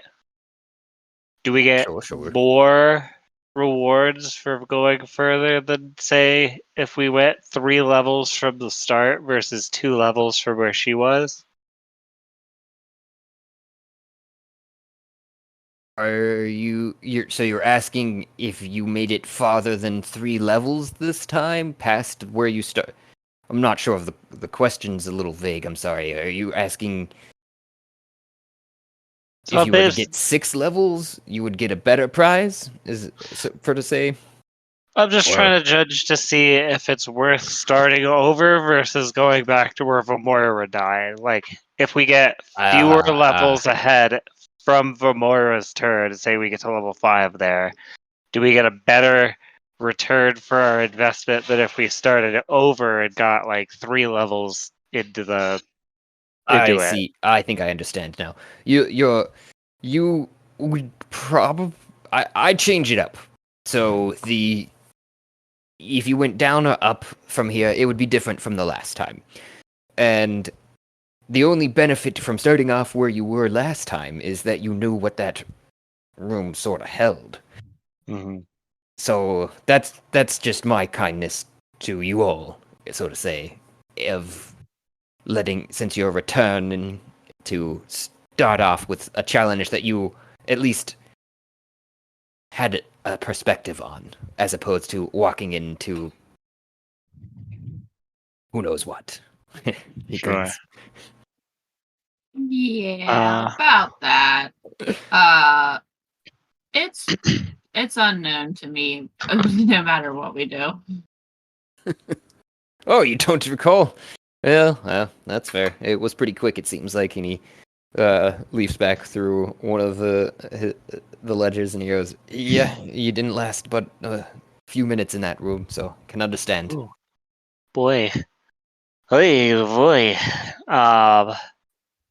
Okay. So no matter what we do, we're walking in blind. Yeah, more or less. So, okay, separate question. Is the architecture of this tower continuous, or is each room in its own plane or space? Oh, good question. Plane and space are kind of the same thought, at least. However, I can elaborate in that the tower itself is contiguous. It holds its own shape, um, which is that of infinicy, and infinicy takes many shapes, as you can imagine. However, each floor or plane is in its own level. So anything beyond that level cannot cross to the next level without my say so. Got it. And your And you get, say-so is subjective to what you find amusing. more or less. I'd say that I can come to some deals. I've come to many a deals in my time, and relatively good to work with. At least from my Okay. reviews. You could check my astral views, but you don't have access to those in this plane. Do you have a way I could get access to those? Well, my tower might be infinite in one way. The infinite sea is that only accessible by those who have attained godhood, so do that. Noted. So that makes you a god then. Oh, and then I lean into Franklin and I Okay. whisper, "We'll become gods if we free Manny." Will we? So he says. So he says. At that point, too, you guys realize that the torque isn't on your necks, and from either the charms are still in your pocket. You don't have to Nice. whisper here. I think I heard Manny. He can't reach you here. Yeah, I know. That's really interesting. You would never consider renting out space, would you? Renting. So, like, you value your independence, do you not? Yeah, really, honestly, I find it quite boring. That's why I invite people here. But there are things that I do value, and I What's would that? be quite willing to trade for them. The most accessible outside of this realm that I have no access to is. Do you happen to have any chocolate? Franklin gets a big grin. I do. Oh, He pulls out the bit of chocolate he has. This is the real, genuine thing, and I'll let you know. I have never tasted chocolate. This was going to be my first taste, so it's even that more expensive, more valuable because you're taking candy from a literal child. Is that better or worse? it's a little bleak, but I understand the value of what you're trying to say. Great sentimental value. Yes. I could probably do 1 year for that piece you've got there. It Done. seems to be missing a single square. That seems fair. Yeah, we had one person who wanted to try. I apologize, but we could probably get you more. I think it was 2. I think Mame and myself tried it. Too. Yeah. Yeah. I didn't recall that Vomyra, but I did know that Mame tried it because it was I was like, I thought I tried it, but I wasn't 100% sure. So I might not have tried it, but I thought I did. think you were definitely thinking about it, but no real effects took over Mame when she tried it, so you weren't as interested, especially because it was described as just like a loving embrace. Oh, yeah. Yeah, you're right. But yep. Anyways, so there was, if that's the deal, I'm seems more than fair. And to get more, I would certainly be willing to extend the space's lease. You might have to give me a while to work that up, though. And That's fine. I would request, it's not out of the realm of things here, a down payment of half of that bar until the space is complete. He will break off half the bar and hold it out. You've got a deal, my friend. Wonderful. And he grabs the bar. Before he does anything with it, though, he flips over to like what looks like a graph paper of sheets at the back that are intended for ripping out, and he scribbles down the deal on it, what looks like at blinding speed, and you see a 5-page contract in seconds come out in front of you. Just sign here at the dotted line. And he's holding the chocolate bar in one hand and the contract in the other in front of you on the desk. I'll take the contract, but I'll say, all right, well, I got to read over this a minute. Can I sit over here? Oh, one other question before I sit down and read this. What happens if we go past like the regular time period of sleep? So like if we are here for more than 8 hours. Also a good question. I like your initiative. Thanks. High five. He just looks at the hand that you've raised, and he's pausing in the middle of his sentence, and he goes, no thank you. But the end of the time frame is approximately your sleep pattern. However that works inside of your own dreams. Sometimes it can be longer, sometimes it could be shorter. But it all depends upon how it kind of plays out on inside of here. And this is just me talking candidly. We can work it that you guys are still in the tower for sessions in a sleeping coma, so to say, if that's something you were open to. It just depends upon how the session lines up with the next session and whether or not it just kind of either kicks you out of the tower in the middle of where you were at the end of the session and you go back into regular gameplay to figure out with other people.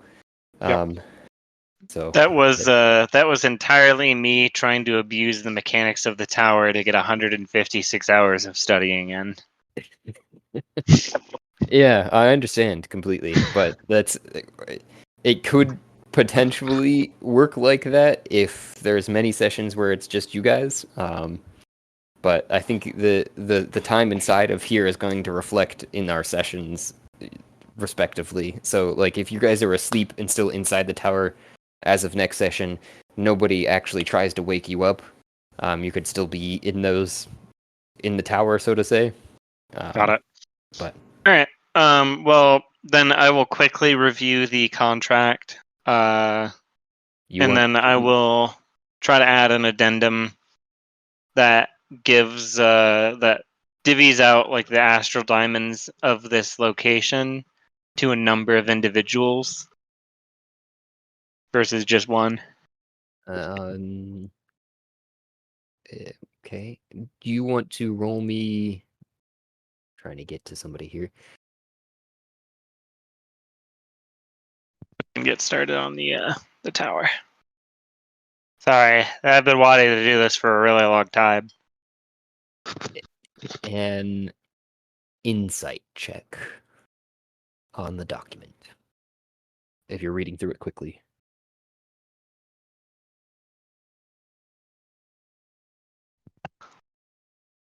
Wisdom. Let's go. 25.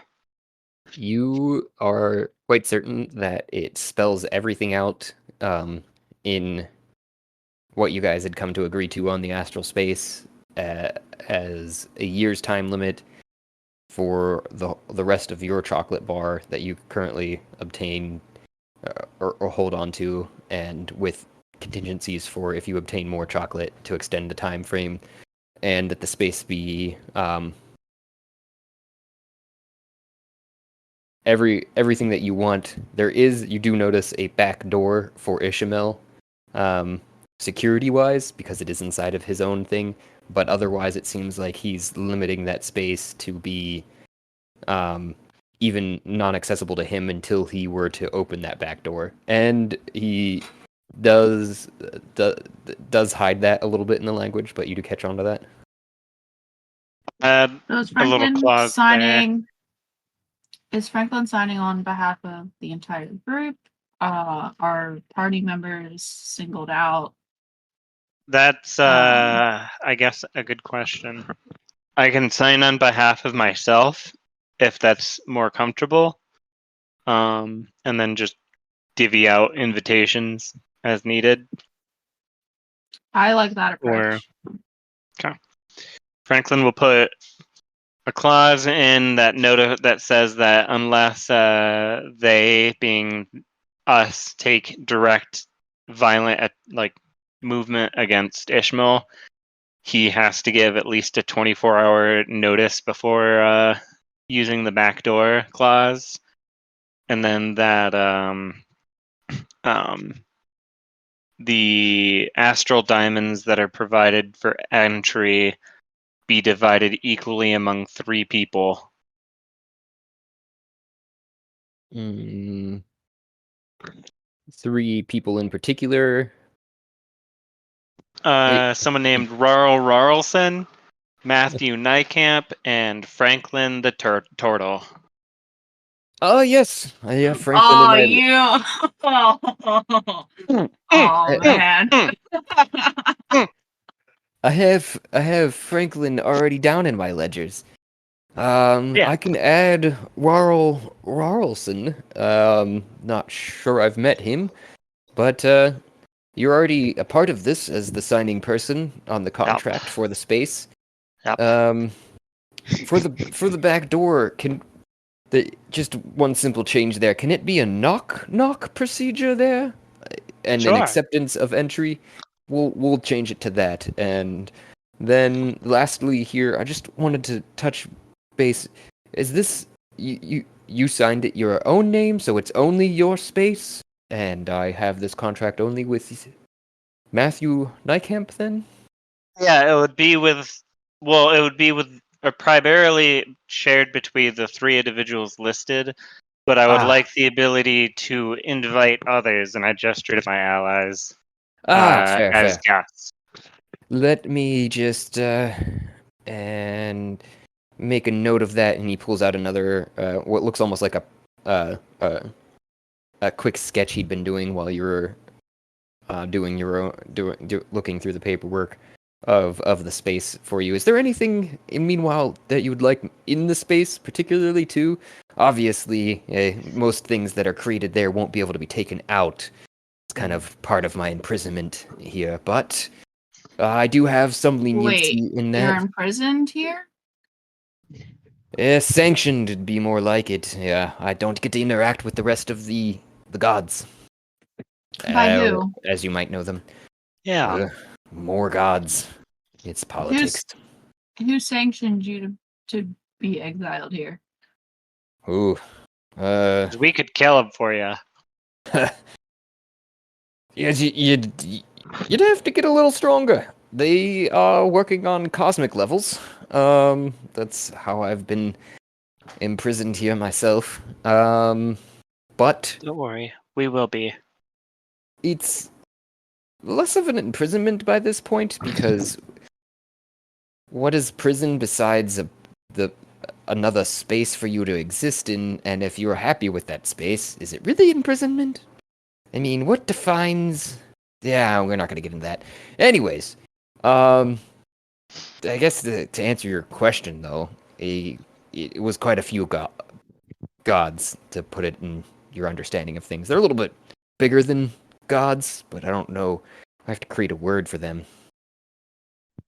Like a super god? But Kind of. is there a name? There's some colloquially in languages that you wouldn't understand. He tries some tongues out, and he's just like, and none of it comes across as actual words, just sounds to you. I write down what he said phonetically.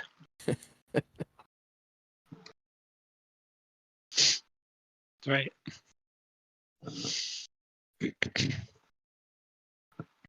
But Cool. if it helps you any, I mean, they're on a cosmic level, so maybe cosmic gods is an easy way for you to understand them, as opposed to Makes planet sense. gods. Yeah, planar gods and cosmic gods. Just another rug up the chain, up the ladder. Ah, so they're the god of the gods. Got it. A real god's god. Yeah, they generally only exist as energy for the most part, but they take forms every now and again. Well, shall we go up or down? Or What do you think, sideways? Be my guest. He Um, gestures behind himself to the Maybe stairway. we want to go up to make it easier for Cal. What level are you, Cal? I mean, how powerful do you feel? How much experience do you have? I feel like I have none, being teleported through a giant dice on a giant table with stars and ended up in a place with a bone skeleton. I thought I knew something, but apparently I don't know anything. So we gotta start small. Yeah, it's fucking wild. All right, then we should probably go the easy way, right? I was gonna vote for up just because it's different than last time for me. I concur. Is that up? Is up the easy way? I can't remember. I think that's what he said. But the It is question indeed. is, Yeah. Yeah. if someone goes down, do the rest of the party keep going and see how far we can get? Maybe. I had another thought too. Here, let's huddle up, group. Huddle up. So I've got this spell called Meld into Stone that lets you travel through stone for 8 hours.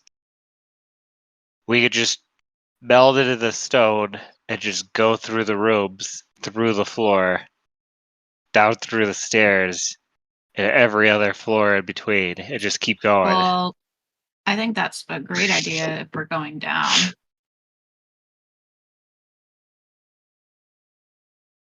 I mean, Remember, guys, I have no experience here.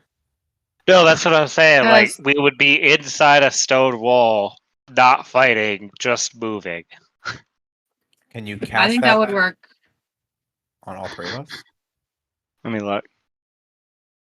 I think that would work great if we're going down, because I feel like it'd be hard to kind of meld up. Whereas, like, if we're going down, we can just let gravity pull us down. You know. All right. It's a 3rd level. I have 2 3rd levels, so I could cast it on both of you. Let's see. It lasts for 8 hours.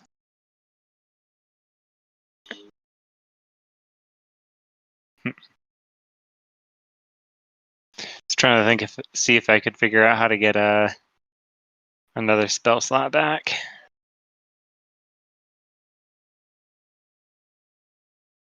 Divine Domain, proficiency.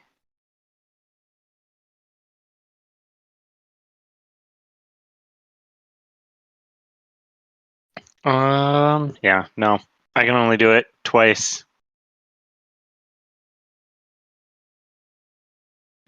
Let's just go up and do it the old-fashioned way. Yeah, let's go up and do it the old-fashioned way. Before we do that, as we prepare, I think we should all sit in a circle for 10 minutes while I lead us in a mantra of self-fulfillment, which is my inspiring leader feat.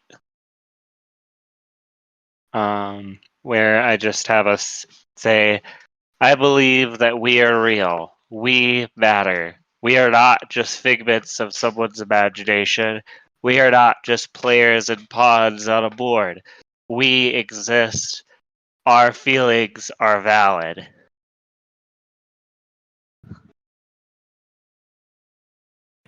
And what does that give us? That will give everybody 8 plus my charisma. So everybody gets 10 temporary HP. Oh, yeah. For how long? Here, I'll post. Where is it? There it is. Inspiring leader. Spend 10 minutes inspiring your companions. A creature can't gain temporary hit points again until until a short rest. So until they are lost. Okay. Franklin, I feel like I have double the amount of health. Wow, that's really bad.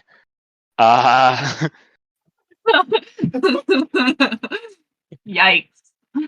It's a good thing I am a cleric. Yeah, good thing we did a little long rest to, recalibrate. Well, I Right. have a light crossbow, so I can just shoot anything from far away, so I don't get smacked around. Easy. Yeah. Just as long as you just, keep running, keep moving forward, just don't stop. Just keep running. I'm actually gonna walk up to him right before we enter and touch him on the chest and cast Warding Bond between me and Kal.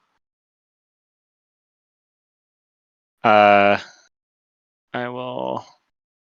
Franklin, what are you doing? We just met. I know. Touch my hand. Touch his hand. It's a level 2. Sorry. Where is it? There it is. Display in VTT.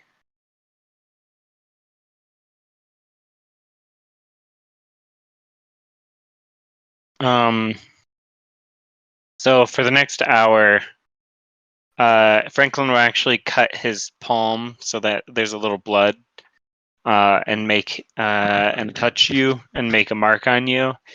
And then there's a magical kind of tether between the two, both my hand and the mark.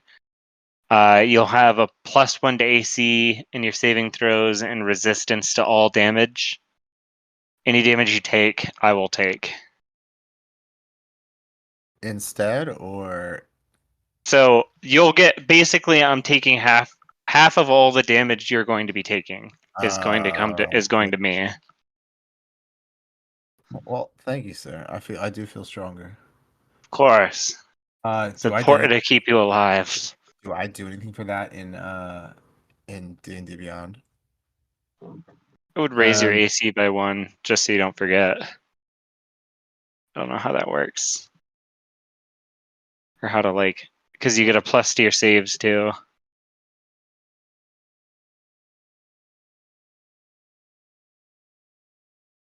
There's a +1 like in your spell box. Like gains a +1 bonus AC and saving throw. I can click on it. Sure. I mean, I think just the biggest thing is just try to remember that you have No, this. I think you have a +1 already to your AC currently from your armor, I believe it is. Because it just rolled it. Oh wait, it says warding bond. Franklin Tortle. But then it came from you guys. Yeah. Hmm. I mean, what is But it looks like a D20 +1 from both you guys. I was just guessing that was it does say warding bond though. That's interesting. I don't know.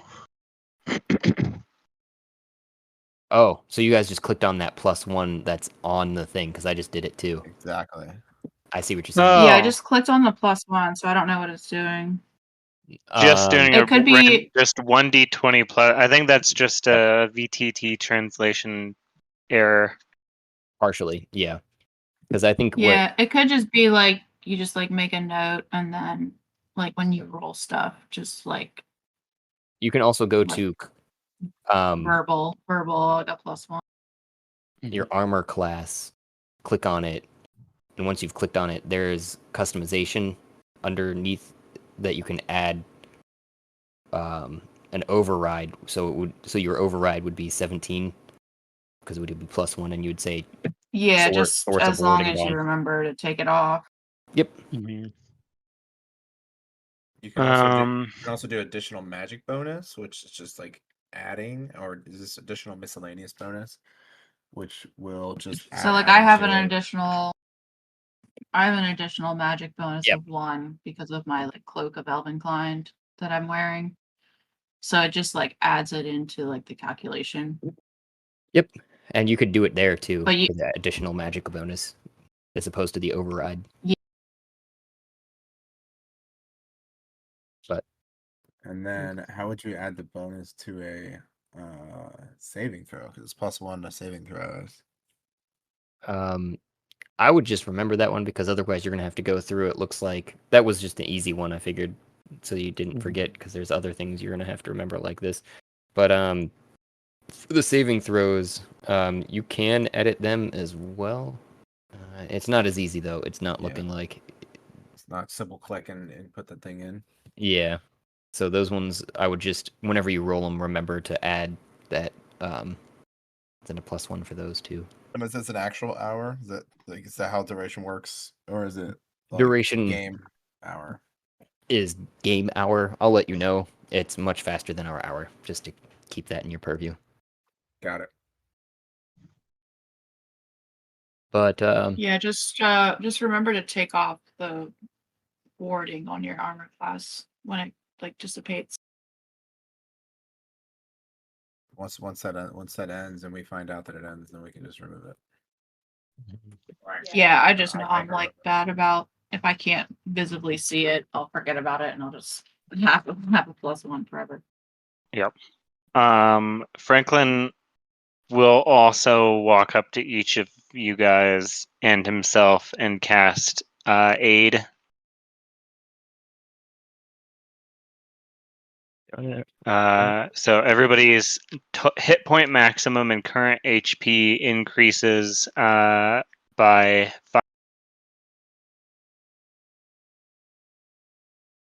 By 5.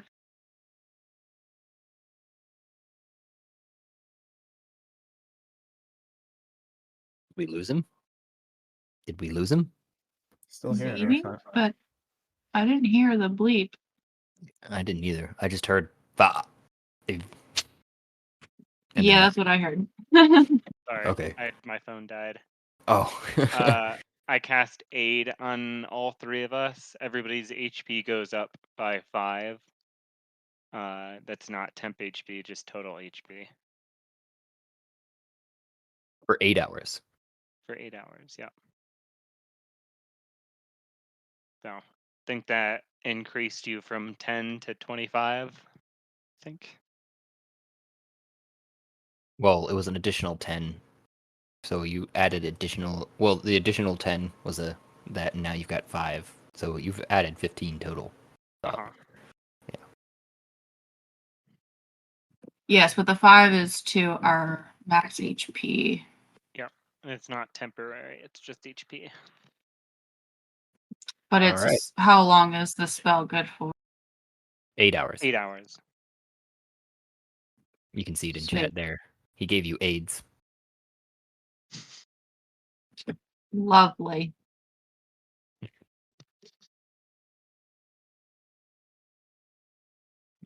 Is that how you cast it too? You just kiss him like right on the mouth for your semantic. For aid. Yeah. You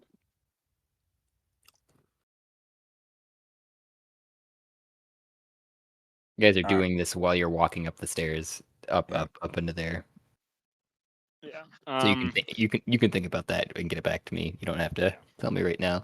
But you make it up the first set of stairs into the first room, and the first thing you're noticing besides directly across from you, the next set of stairs, which actually seem to be going down now, are leading to a that you can see just the first step barely under some brush that seems to be filling that entire space.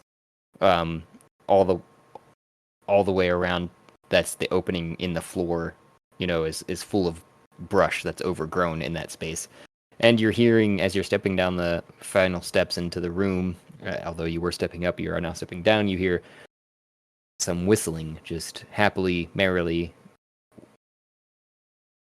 while they work. It seems like you're noticing too, over the edge of the stairs, as you're nearing the bottom, some people milling about in a small little patch of field, and haven't even noticed you yet.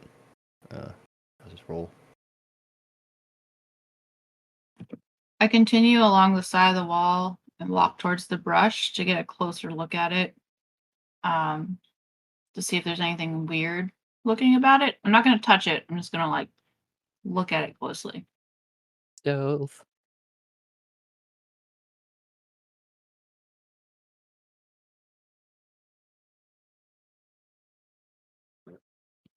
Did you hear me? Sorry. Yeah, internet's Okay. being weird. Oh, no worries. I know I'd kind of said it softly, so that's what I was just checking.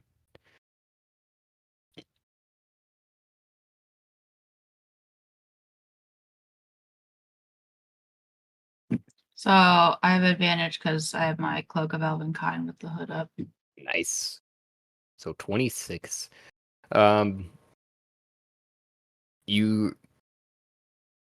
You aren't noticed, actually, with disadvantage, I'd guess, if you guys aren't hiding down and walking the rest of the stairs. Franklin and Cal, could you roll me, if you're trying to be sneaky? If not, then otherwise you two are just noticed by one of the workers in the field. It just has, oh, hey!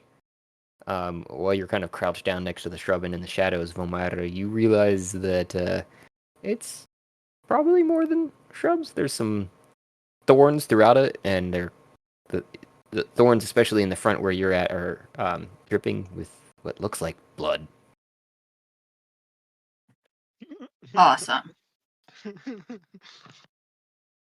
I guess. Oh, hi. Franklin so- waves. Go ahead, Cal. Cal. doesn't even know where fucking Vomyra went. She's just kind of snuck off somewhere. He looks at Franklin, back of Franklin's head as he waves to whoever's out there, and he's just like, "All right, I guess this is what we're doing," and waves as well. It This is goes. dangerous. Just careful at the bottom of the stairs there. Those shrubs will eat anything that you let them. Oh, wow.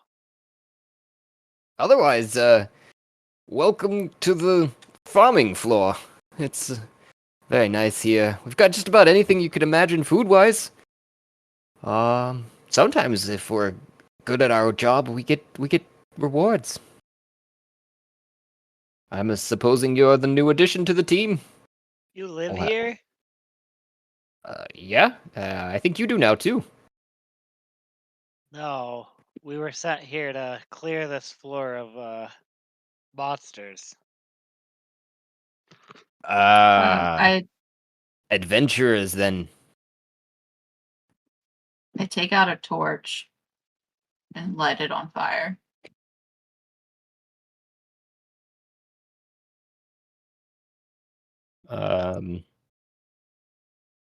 Go. And then I throw it into the bushes.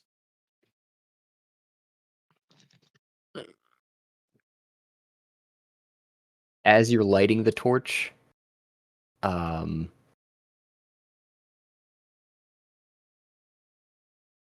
a 15 hit you? It does not. Okay. A vine whips out from the inside of it and tries to knock the torch out of your hand, just missing. And you toss it into the midst of it. And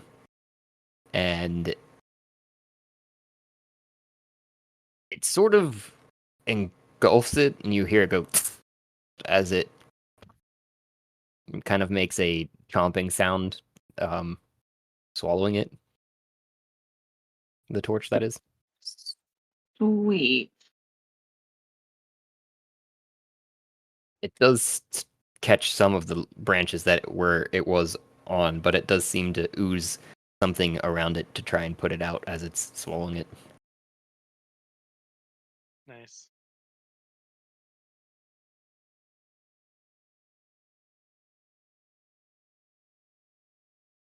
I kind of move off the stairs a little bit, noticing some amazing smelling food on one of these tables. I guess to the right, looks like it almost looks like I've seen it before. Like it's like.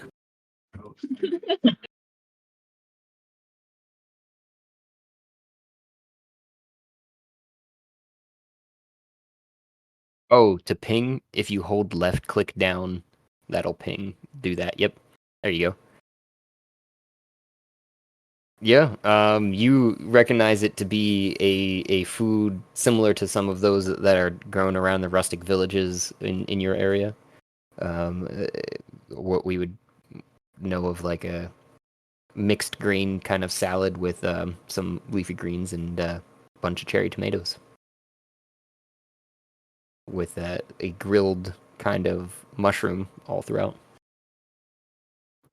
I walk up to the one sitting on the bench next to it, and I asked him, "What's up with this?" Oh, that's one of our rewards for doing a good job. We've all eaten. I guess that was somebody else's meal. Maybe yours? I don't know. We usually only get one per person. You must have known that somebody else was coming. Well, are you still hungry? Would you like a slice? Go ahead. Oh no, please. If you're so inclined, it's all yours. It's like I said, we've all eaten. And he Can I see- goes back to chopping up mushrooms. That's Can I what see he's if- doing. Can I see if he's lying? Yeah, that'd be an insight. But who has he eaten? 21. You know for sure he's kind of standoffish, but you're not. You're kind of guessing it has more to do with his knowing you. You know, you guys don't know each other that well, and you kind of just wandered up and But he more or less seems to be telling the truth. From at least with his words, none of them have been lies. I say, all right. What other food do you guys make around here? What do you guys grow? Well, we don't really make too much of the food ourselves. We just kind of do a lot of prep work, and then from there, other people, I guess somewhere else in the tower, might actually do the cooking. Points to the salad more or less, and goes that one. On Like I said, appeared after we prepared a bunch of other foods. We generally just grow. Sometimes we prepare some of it, like I'd said, but that's pretty much it. That's all our job is. Wake up, go to sleep, work, wake up, go to sleep, get rewarded as well throughout the day with meals. I don't know. What else is there other than sleep, eating, shitting, sometimes, other things, but that's for Alright. more comfortable company. So while they're doing that, I take out one of my rations. Okay.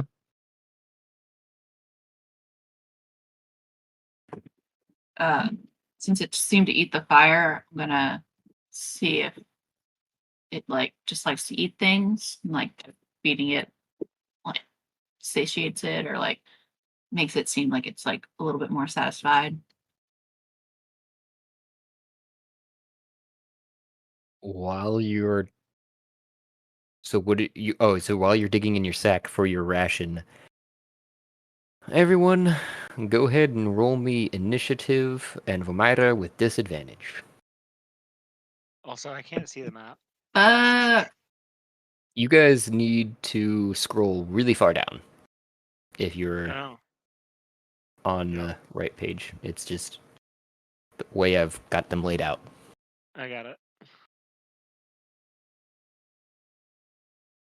Welcome to the farming land. Never seen so many plants.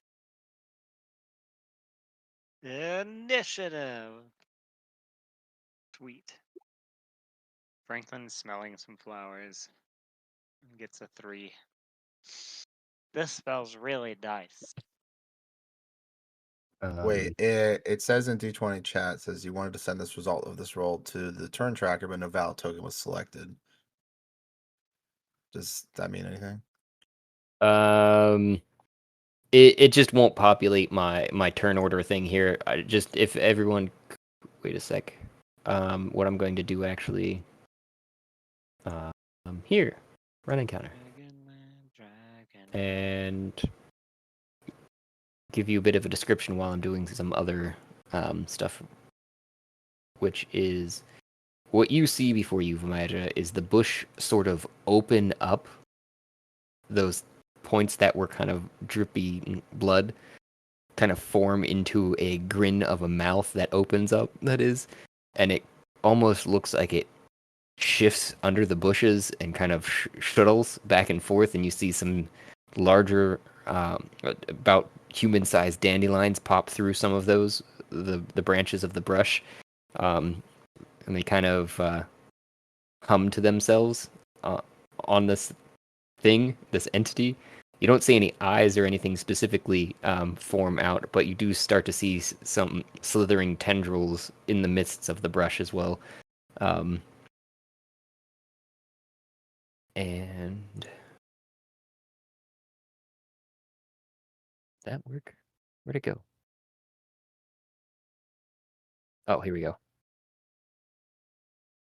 It sort of does, some of the brush does sort of form up, still taking up most of that space in the opening, but looks like more like this, if you can see that token there. Yep, With little I bits of can legs see across. it. It looks like some sort of wild things creature. And I need to go over here. Could you guys read off your initiatives for me? I had a 5. That was my disadvantage roll. Thank you. I had a 3. And I have 17. Nice. So you actually get to move first. Actually, though, I should probably. Well, no, we're just not going to give them that. Oh, sorry. On the backs, on the back of the creature, those dandelions I was mentioning seem to take a defensive posture, almost as if shields, with their big faces facing towards you. Vomyra and Franklin, who's leaning down to sniff one of them, I would guess. Then it would be all of the other creatures the humanoid creatures that are looking to be somewhat elven in nature, but it's kind of hard to tell. Maybe they're half human, half elf, but they all sort of shriek at the sound of that of it animating and run to the far back of the room, the farthest point away from it, and huddle and cower. I don't think all of them make it quite over there, but that's what they're going to be doing with all of their turns. So we'll say that. And I think then we've got Callum. Before I do anything, I shout, "What the fuck is that thing?" Also, seeing the all the other little Oompa Loompa motherfuckers run to the far side of the room, I'm gonna. How many spaces can I move? That would be your movement speed, which looks like 30 here. So each one of those are 5. I'm going to move 3 spaces over, kind of like between the tables, maybe defensive, kind of defending. And then I guess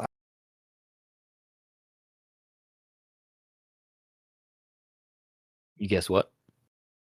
I'll launch a crossbow shot at the shielding, like dandelion things on top of its back. Okay.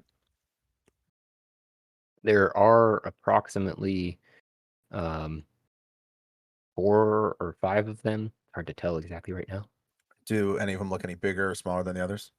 They're more or less around the same size. I'll just target the one that's like closest to me from my vantage point. Okay. Best shot.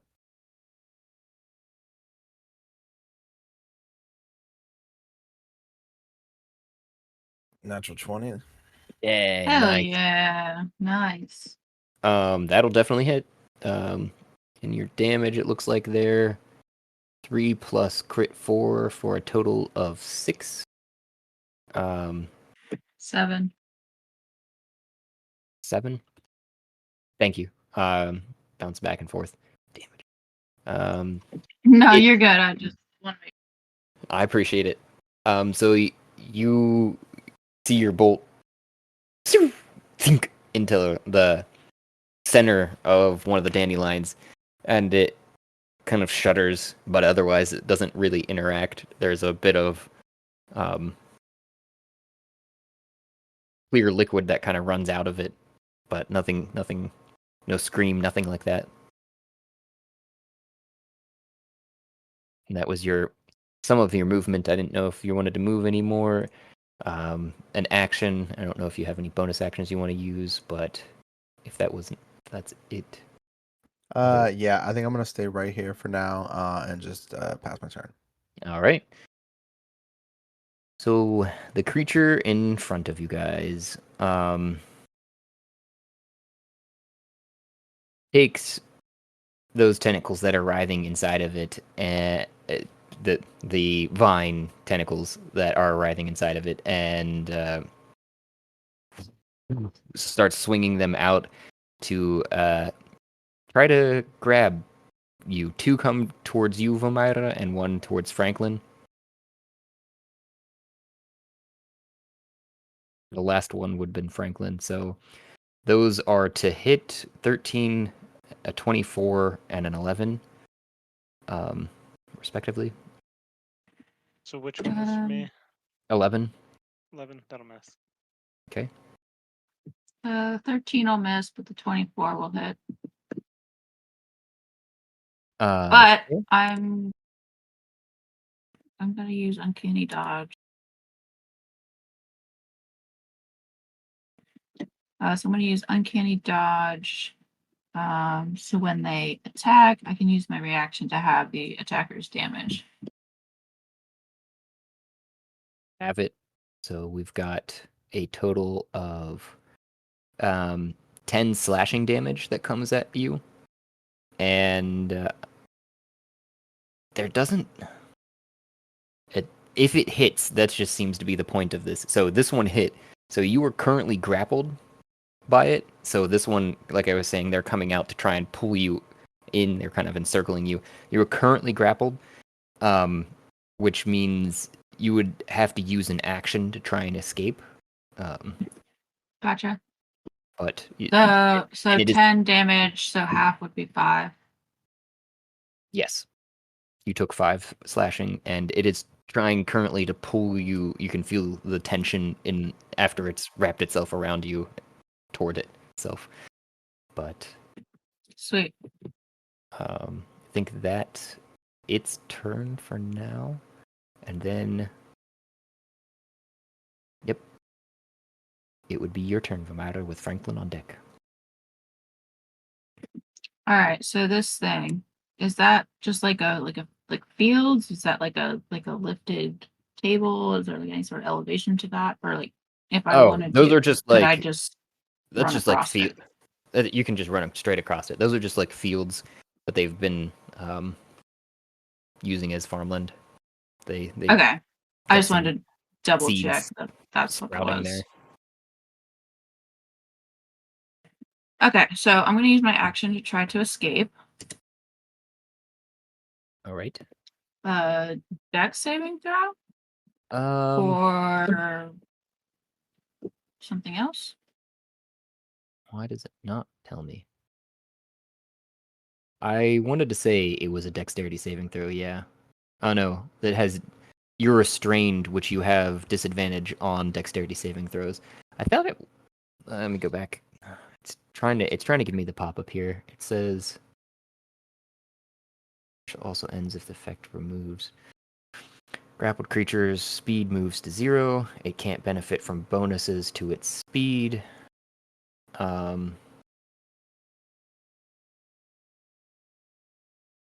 Creature Grappled or DC. restrained? It's grappled. So she is grappled and restrained currently. Until the grapple ends, she is restrained. Um, let me just do a quick Google. I don't know why it's not telling me. Yeah, I wasn't sure if it was like a straight up like saving throw or if it would be like a skill.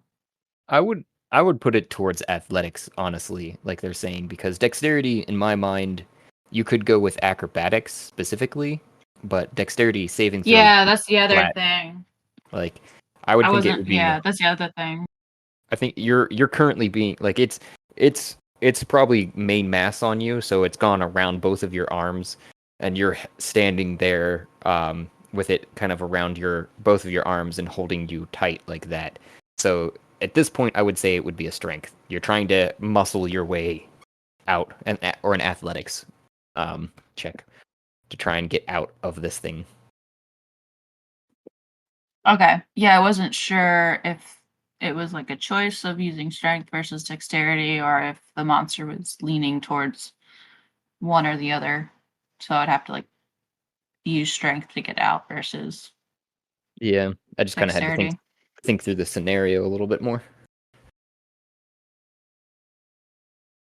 All right. Then I will try to escape.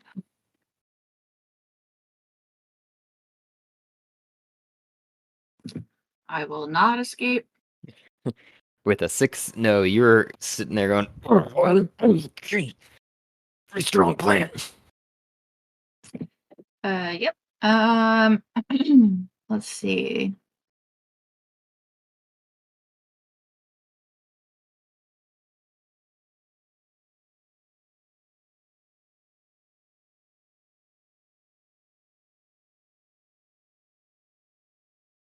Well, I don't think there's anything else I can do right now.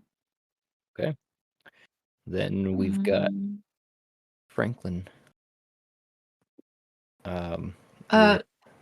does it look like? Mm,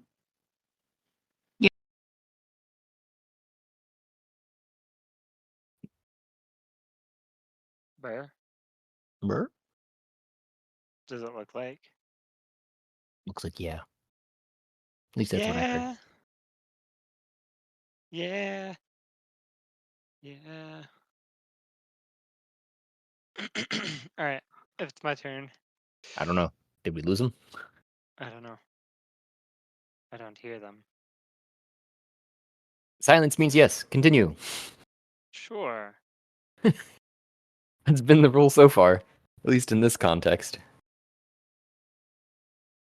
I'm gonna cast command on this creature. Okay. Wisdom, right? Uh, yes. Wisdom save, DC 15.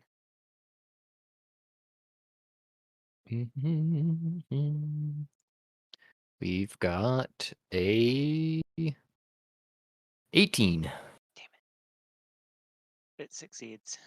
You feel probably a link because I'm guessing it's a mental command. I mean, there's also the semantic portion or the verbal portion of it, I'm sure, but there's kind of that magical connection. You feel actually in your mind this guttural tone of just no, almost.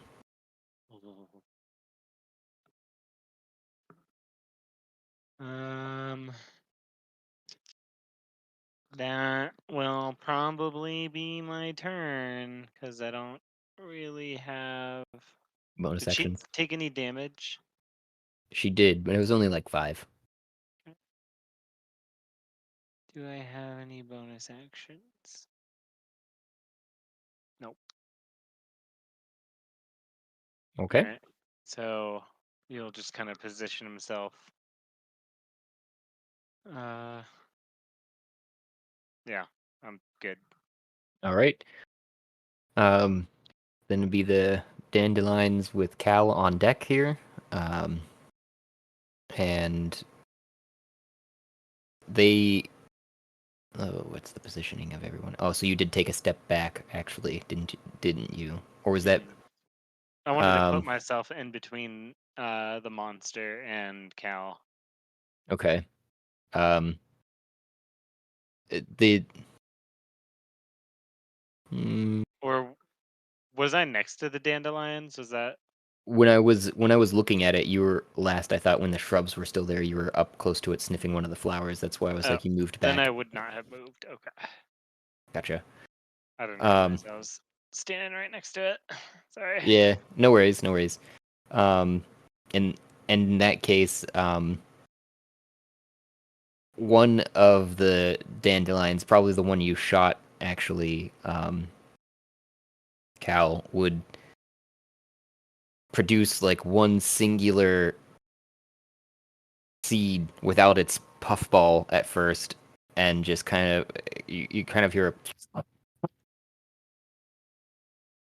a with a 5 to hit. I don't think that hits. You cut out there real quick. I'm sorry. I don't think the 5 to hit hits. It does not. So you see a seed fly past you, hit one of the walls next to you, and actually probably the bench over here flies right past you. Back up there, and the other ones just kind of ready themselves. Oh, okay, I see it now. And the one closest to you or just closest to you, Franklin, tries to kind of swing its head at you for 8, which I also assume does not hit. But as it gets closer, you see that it turned its head slightly, and some of the petals are razor sharp that just go past your cheek without touching it. Eee. That was scary. Then it would be your turn, Cal. All right. Vomyra is still grappled, correct? Mm-hmm. I'd like to move up a little bit, 3 squares next to the stairs, and I want to try to take a.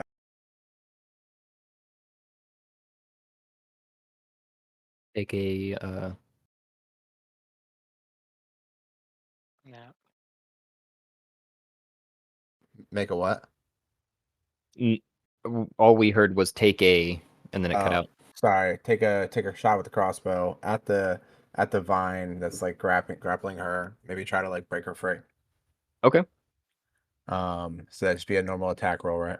Yep. Yikes! Don't know if that one. 7. It goes just over one of Vomyra's shoulders, into the wall. I yell out, "Sorry, still figuring this out."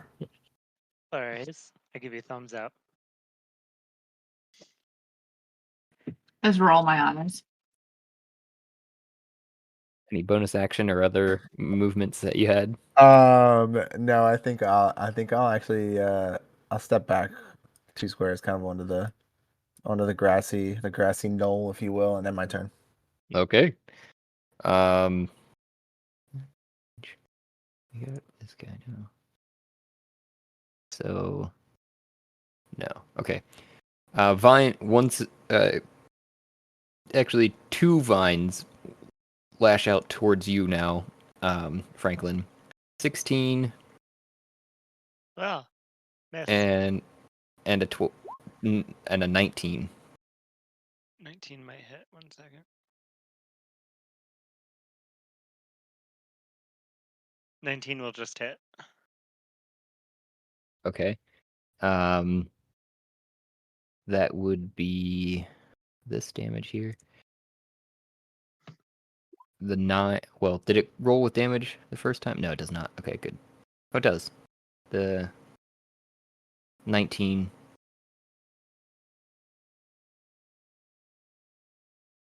No, that was something else. 2d6, 9 points. Yeah, 9 points came through. Okay, good. Of slashing. Ow! Knock it off. Feel the barbs that were dripping with blood prick your skin. And Vomyra,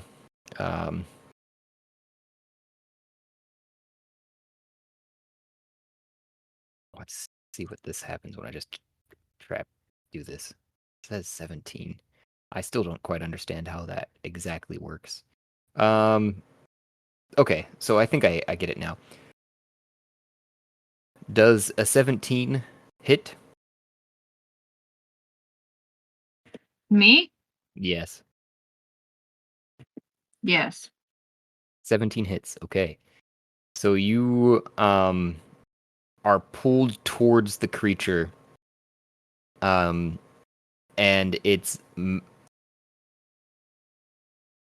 the thing that you would consider its mouth opens wide enough to let you into it, and what appears to everyone else as you're kicking and screaming, I'm guessing, gets swallowed by the creature. Sweet. The inside of another beast. Let's go. And there is no sounds coming out after you're swallowed. You are currently restrained. You need to make me a Constitution saving throw. Oh no. Fuck yeah. Natural 20. Very nice. Natural 20, baby. Pew, pew, pew, pew, pew, pew. It might not be a good thing, though, because what's happening is Oh, don't say that. You're not stunned, at least, because as you're swallowed there, you feel as the light kind of closes around you, this sappy substance start to spread across you. You can feel that it's trying to kind of um, dull your senses and stop you from moving and everything, but you're not sure if it's the MSG coursing through your veins or what. But you're still able to hold on to onto your consciousness and not lose that. But you are restrained. You do notice though that the sap somehow, as it's starting to cover you and you're starting to have a little bit of anxiety over the fact that you're not going to be able to breathe, somehow it starts to encapsulate that your airways and you're still able to breathe in this current point in time. But you can tell you've been squeezed down into another section of inside of the beast. You're no longer in its mouth. And everyone else from the outside does see that its mouth does open again, ready for the next. And Franklin, since that one did hit you, you are grappled and you are restrained, as we discussed. So you would have to use your action to try and escape. Or you don't have to, but that would be, it would be an action to try and escape. That's what I was trying to say. Yep. Ah.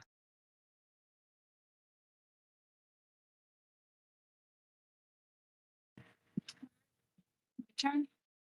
It would be your turn. Yes, you are inside of the beast, conscious, restrained, and let's see what that. A restrained creature speed is 0. It can't benefit from any bonuses to its speed. Attack rolls against the creature have advantage.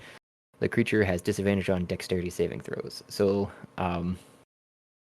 since you didn't get stunned this turn, you could try to escape one more time with a strength saving throw. This would be something. Well, since I'm inside, could I potentially try to hack my way out? Hack the planet. Like, do like 2 dagger attacks from inside? Like, You're or did he like swallow the vine as well? Like the vine is still wrapped around me. you're restrained, so you, like I was saying, as opposed to grapple kind of holds you in place and you can still kind of wiggle around a bit. Restrained is you have currently no movement capability. I would say that's the difference between the two. So and you're how am I restrained? by the sap and the whatever part of you that you're inside of the creature. So you're very restricted in your movement as opposed to the grapple. So do you mean movement as in like, like the distance, or do you mean movement as in like I can't even move my arms? You can move your arms a little bit, but it's very minimal. It's like, think of yourself right now as being bound, gagged, and in a hole somewhere. And covered in sap that's somehow letting you breathe.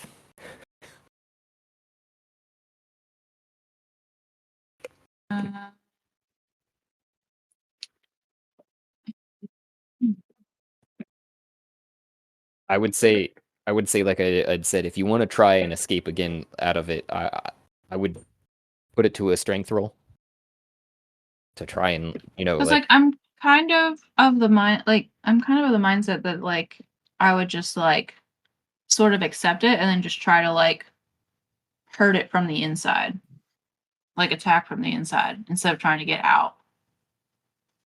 Restraint does give you disadvantage to your dexterity. attacks. Dex and attacks. Yeah, attack rolls. That's right. Okay, so that's how you could do. I could roll it. So if you wanted to try the attack, it would be just with disadvantage.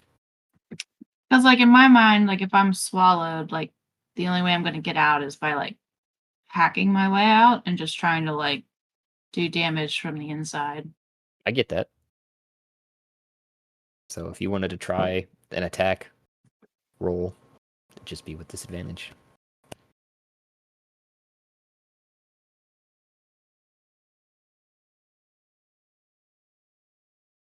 Nice. 21 hits. 21 to hit. You guys see the monster bolt reel up with no other discernible signs of anything. So it'll be a 7. Okay. However, my sneak attack is if there is somebody.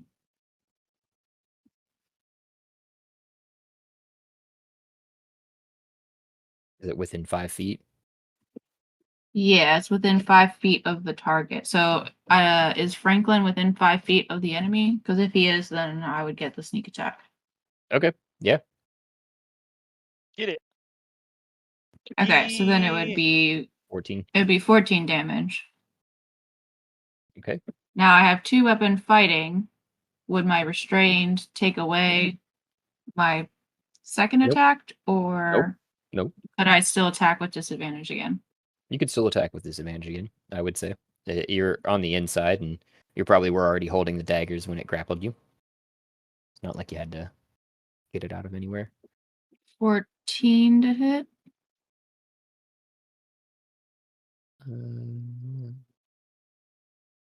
That one, you feel the first one sink into the kind of softer bits that are surrounding you, but the other one you can feel it kind of just drags through some sap. It doesn't touch anything as you're trying to wriggle about. Okie dokie. Oh, I forgot to ask.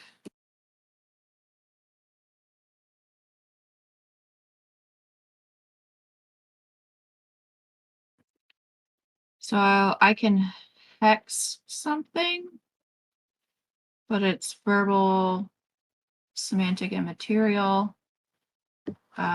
Is the sap making it so that I can't really be verbal right now? You could try. I would say that it would more than likely work. It just because your intent is there and the sound would come out. It might not just be the sound you expect, is all. More of like a. Okay. Okay. Yeah, because I meant to do that first, but I forgot. So I'm going to cast hex on it now. Okay.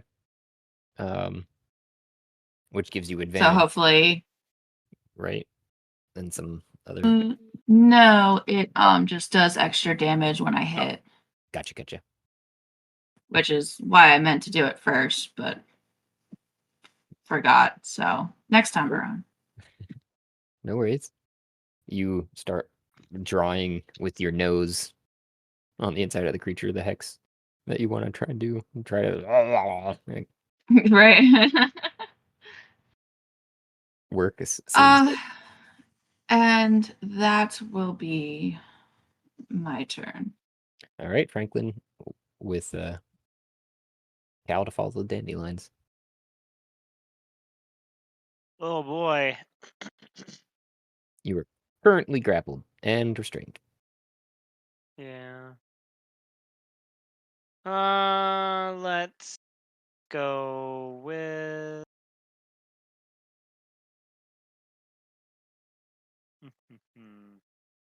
Athletics or strength for the saving throw if you're trying to escape.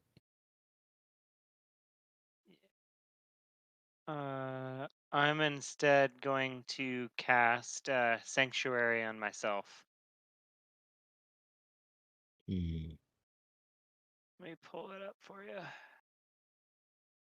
I remember this. I'm just trying to.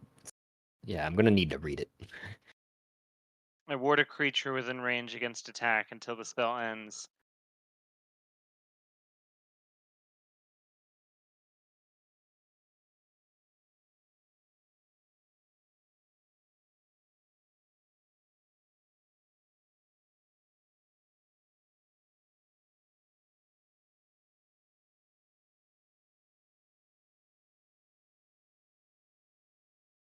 Okay. Um. I see that it's a bonus action at least, but you don't. The thing that it doesn't say in there, which was I was trying to read through again here, was if it's already attacked at this particular point in time. So I don't think it ends the restrainment portion of what's going on right now. Is that portion doing automatic damage as I'm getting No. restrained? Okay. No. That's fine. You're currently still just grappled, but if it does make another attempt to attack you, it would have to either lose that attack like it says or change the creature. But I think as of currently, it is not attacking you. It has attacked you, past tense, and you're Yeah, just being it's just restrained. now in the future as it tries to do something, it has to roll. Yep. All right, so I'll do that.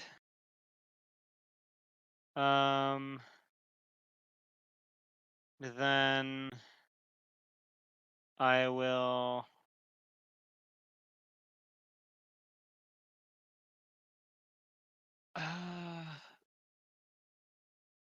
I will use my action to cast Evil Eye at the plant holding me, which I do not think triggers Sanctuary, as it is not a damaging spell. Harmful spell. You'll have to tell me if that counts. Otherwise, I might not use it. So, Evil Eye, I'll display it for you. Basically, just gives them disadvantage against me.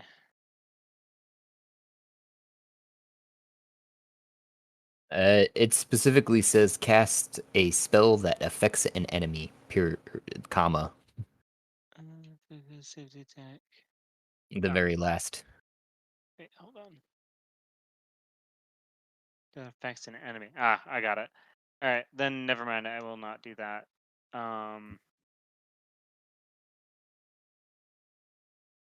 He is safe. So I can't see Vomyra at all, can I? No, not currently. Vomyra is engulfed. Vomyra, try to stick your hand out or something. Mhm. All right. That'll be my turn, I think, because All right. if I tag it, it'll break my sanctuary. Then I can heal you if you stick your hand out. I guess then what I'll do is I'll reaction prepare a healing word for Vomyra if she can stick her hand out. okay, because you used your bonus action. I got you. Yeah. So that's what I'll do.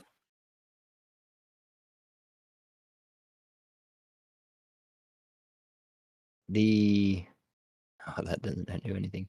The dandelions on the back attempt to shoot off towards you too. Again, Cal, for a 5 and 11, which I believe also don't hit. This is strictly against armor class, correct? Yes. Yeah. Neither of them hit. So again, they spit sound seeds towards you, and they fly off on either direction. Then it's your turn. Okay. Is there any way me to see if this creature has any like blatant weak spots? Anything I can see that would like make it, something I should shoot for as opposed to just like at its center mass? At this time, that would be really hard to tell. You could just roll where is it now? Either a nature check or I think that's going to be your best bet. Does that take an action up? Doing a check like that? An investigation. Not at this table. Also, talking is a free action, just so you know. Okay, gotcha. Because you're just kind of looking to try and ascertain something, not really taking more than a half a second or two, I'm guessing, right? Yeah, exactly. I'm just kind of just like for a glance, like to, so nature. Mhm. 15. Your best guess is inside of the mouth, but you're kind of worried about that because you don't know how far Vomyra is down in that. Mhm. Only because the rest of it is covered in either plants or dirt or rocks. So that seems like the only internal mass of the creature currently that you can visibly see from this Okay. angle. All right. I have 2 questions for you, DM. Yeah. First one, Vimora's Hex, is that only for her damage against him? I believe so. Yes. Okay, and second, my crossbow bolts, do I need to keep track of them on Beyond? Do you guys do that, or does... It's secondary. If you think it can make it fun as part of the story, then sure, go ahead. If it's more of an encumbrance, I think we can kind of just you in your free time. You're just standing there making crossbow bolts.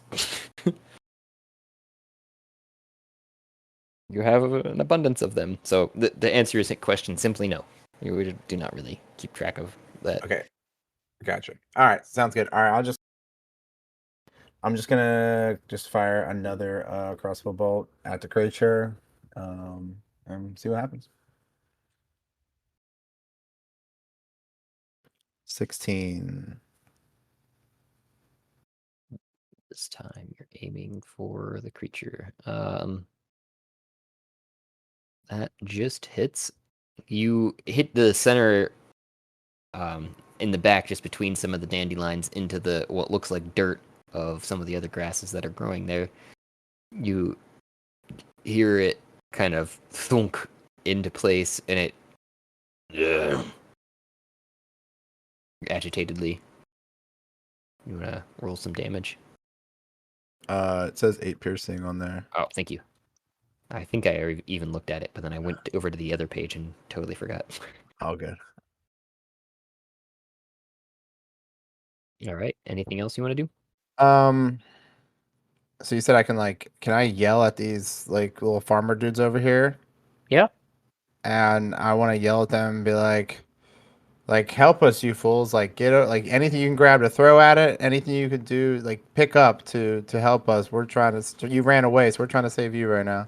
Your friends are dead. Leave them. Never. It happened once in my life. It never happened again. Just keep cowering. That was the only response you got. Otherwise, just whimpering. All right. I'll end my turn on that note. All right. The large creature starts to try and pull you in, Franklin, into its maw out of just pure response.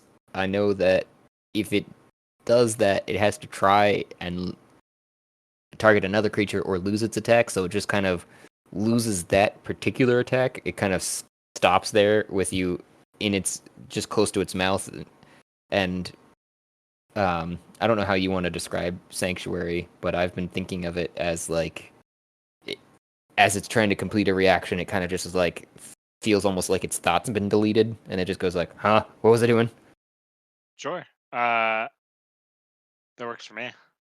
Okay, so you get right up to its mouth, and it just stops. Aye. It does not respond. And Is this then the same creature that Vomyra is fighting? been, is inside of currently. Yes. And I can see down its throat. Kind of, yeah. There Can I is see a her? space. There is a space that you could call its mouth, and then there is a chute after that it goes wrapping around and down into somewhere that you can't see, but you do not see Vomyra. Nope. Shout in there. Vomyra, stick her head out its throat. Um, And I just I'm leaning in, kind of leaning into the mouth, trying to get a view on Vomyra. Also, we'll wait until your turn, actually. Anyways, you um those two. Okay, so yeah, it just kind of stops there, right there. Some of the vines come out. The other three that have been attacking and ready themselves almost. It looks like waiting for somebody to come within grasp of it. And then it would be your turn, Vomyra, which you're going to need to make me another Constitution saving throw from the sap.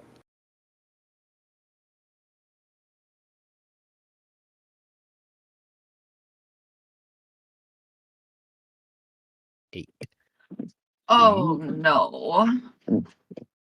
are stunned. I'm done for. You're incapacitated. Can't move, can't speak. Only.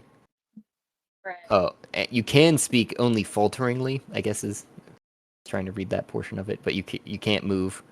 You're automatically fails strengths and dexterity saving throws. Attack rolls against the creature against you if you were since you're stunned have advantage. But yeah, you're just like paralyzed basically at this point. And you Awesome. gain 1 level of exhaustion. Um,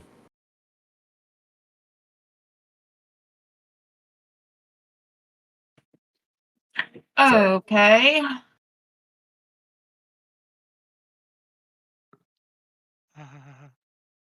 We can definitely get through one floor, right, guys? So you don't I have an have. idea. Okay. I have an idea. You want to I'm meta share not it? I'm not against meta sharing, but you currently don't have any movement or anything like that, or any right. action. So what I want to do is I want to will myself into the pocket rocket.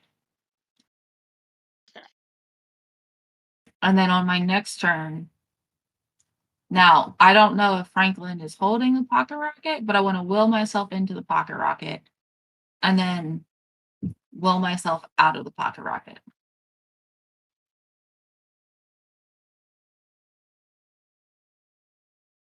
But I don't know what the like semantics are on like what abilities I need to have to do so. So I don't know if being stunned would eliminate one of those. We'll just say, just to kind of streamline it for you there too.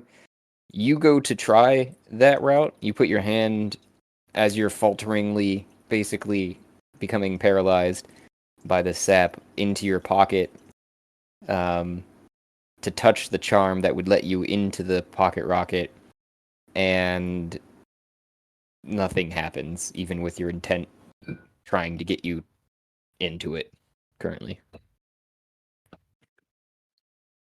But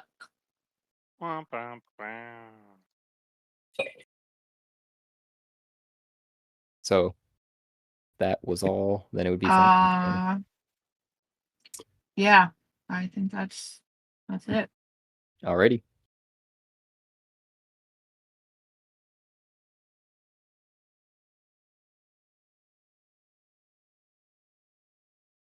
What you doing, Franklin?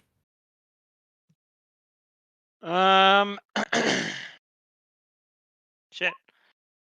Well, seeing as she has not appeared, Franklin is going to cast Phantasmal Force on this plant monster. I think I see that you sent that. Let me.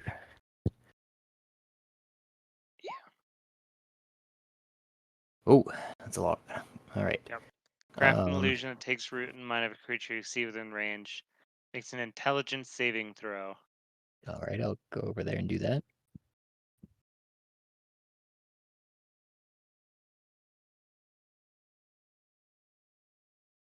Not great. 5. Alright, so it believes that it is in the middle of a raging inferno, and that the thing it has in its mouth is the hottest thing it has ever had, and it's burning it. as well as the fire around it. So it'll take 1d6 Psychic. psychic damage. And I'm hoping that it is fooled and spits Vomyra out.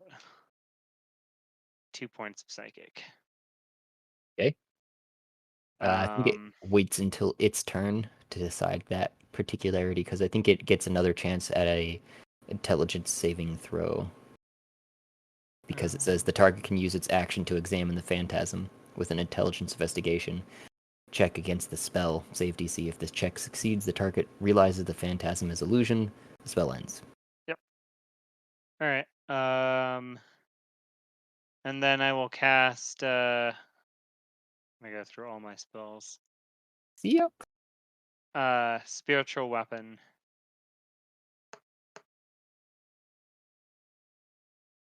No, I just want to do the text.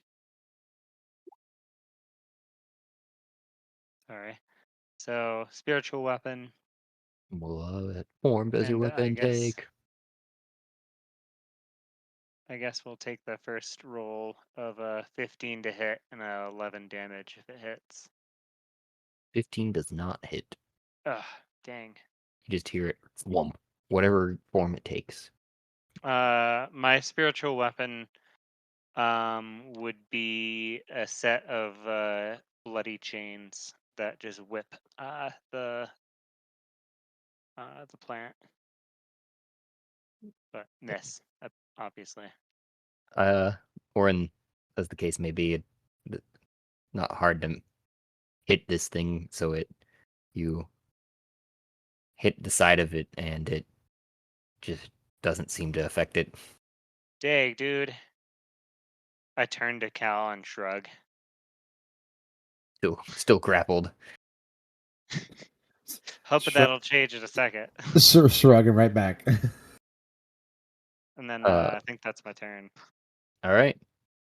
As I said, this thing is surrounded by fire, and it's got fire on the insides. We gotta click on this. There we go. 2 dandelions farthest continue to try and shoot you, Kal. It seems like with a 15 and a 16 to hit.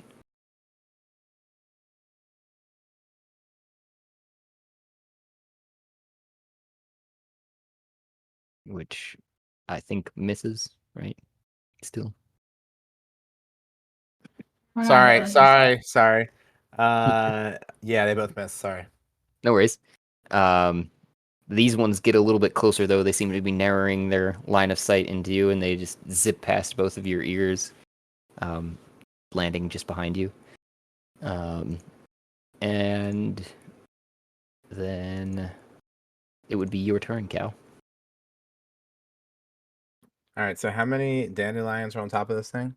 There's like you're pretty sure there's 4 at this point. You've been eyeballing them. Now, I don't know if you can tell me this or not. Are they individual creatures or are they part of one sum? They seem to be acting of their own volition, but are growing on top of this mass that is the rest of the creature. Okay, I want to fire a crossbow at the same one I targeted initially. The one was closest to me. Okay. I want to shoot the same one again. 21. Oh, dang. Yeah, that'll hit. 5 points piercing. Yep. And you said fire, though, too. What's the Sorry? You said firebolt? No, sorry. I want to fire A bolt. Yes. I don't got any fire bolts right now, bud. I'm fresh off the boat. I didn't know if somehow you were thinking to use like a bonus action to like quickly light one on fire or something. That's why I was like, all right, I'll roll with it.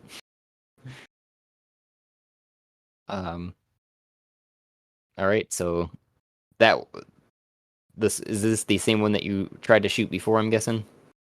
Yes, it's the same one I first initially targeted. So that one hits right next to the other bolt, and you see it start to wilt a little bit, but it hasn't gone down. It looks like it's definitely worse for wear, but and the sap that was clear sap that was coming out of it's increased its flow. All right, I yell back to those little farmer dudes. I'm like, "Do you guys even have? Do you have any weapons or anything I can have?" No, this creature plagues us constantly. We may not do anything other than work, and sleep, and eat, and fuck. Use them. Fucking pussies. All right. I will. I'm gonna move a little bit.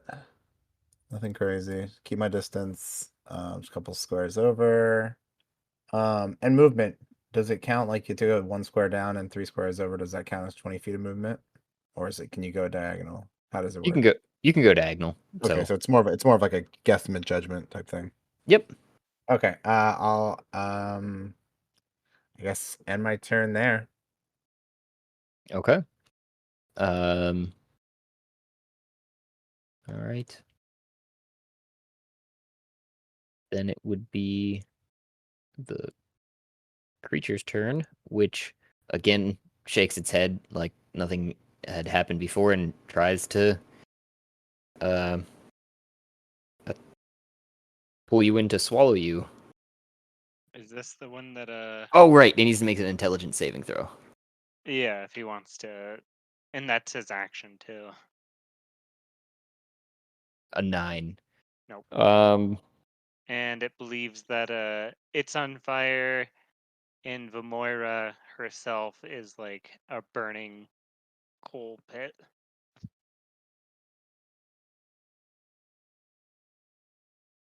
And it truly believes it.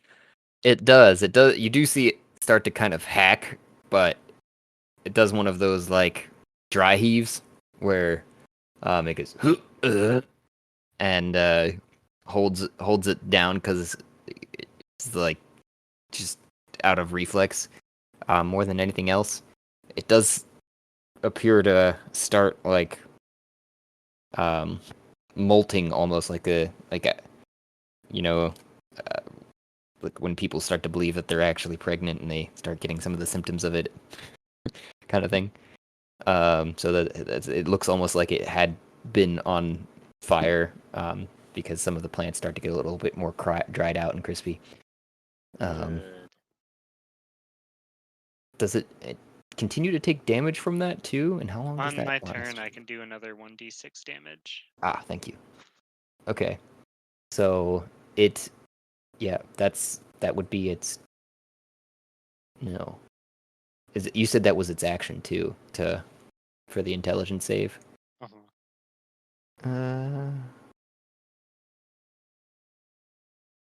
Yeah, uses its action. Okay.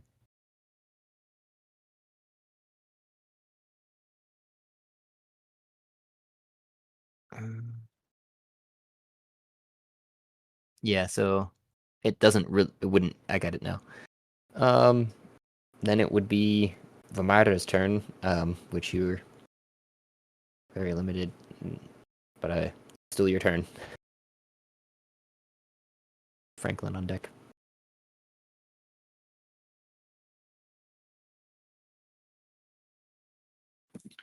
All right, my turn. Mm-hmm.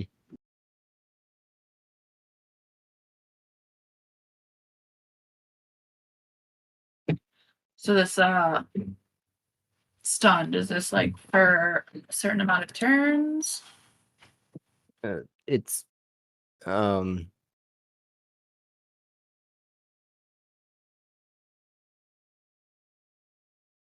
Like, am I still stunned? You're Is there still like stunned. a saving thing I can? Is there a saving thing I can roll against being stunned? I was just rereading through it. It does not have a continual saving throw. It was just until you became stunned like this that you had to roll it again at that time because you weren't stunned first off. But now that you are, Gotcha. it's kind of like a paralytic that's keeping you encased in this pod that's inside of itself currently. Okay, I just wasn't sure if there was anything I could actually do or try, or I just have to like wait it out. No. You've got that one level of exhaustion currently. And it would increase for every hour. That's another thing that's going to happen while you're inside of there. Oof. Yeah, pretty much. Until someone tries to get you So out. That's what I'm trying. for every hour I'm inside, I gain a level of exhaustion.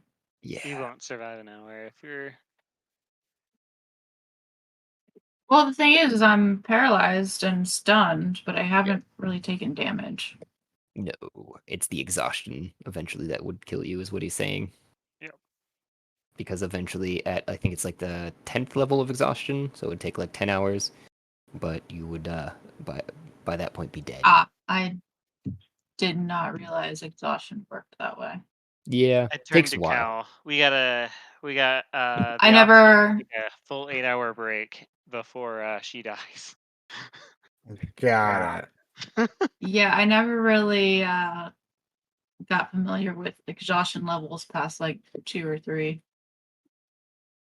Yeah, it doesn't usually occur because by that point people are just like, I don't care if I'm fighting a dragon, I'm going to sleep.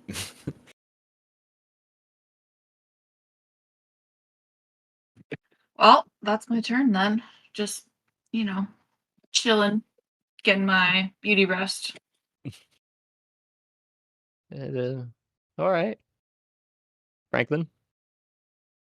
With Cal. Franklin Follow through. will do his 1d6 damage for psychic. Okay. Which would be another 2. Oh, His spiritual weapon will attempt to attack.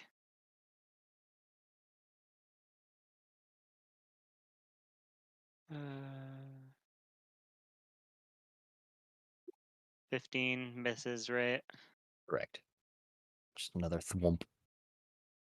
All right, and then he will cast Spirit Guardians at level 3 around him. Ooh.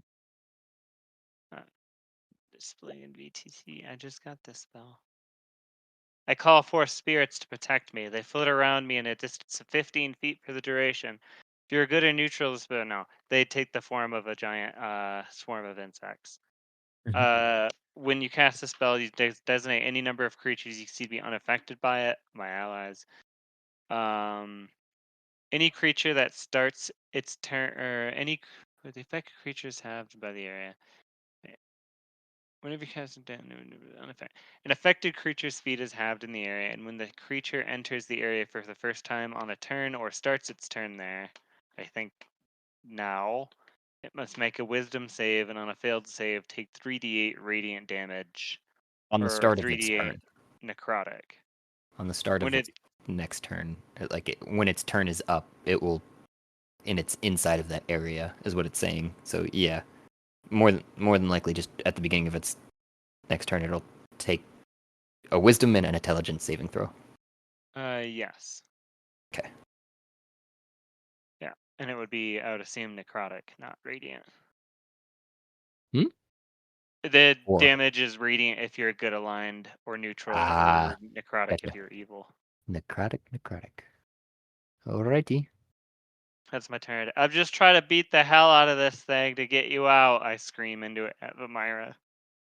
You do hear him, and you can try to respond, but it comes out all stuttered, broken.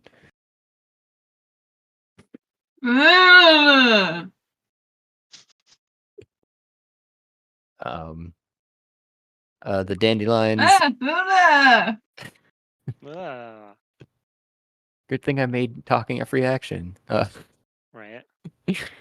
The dandelions shoot their shot again. I'm just gonna start moaning during everyone's turn.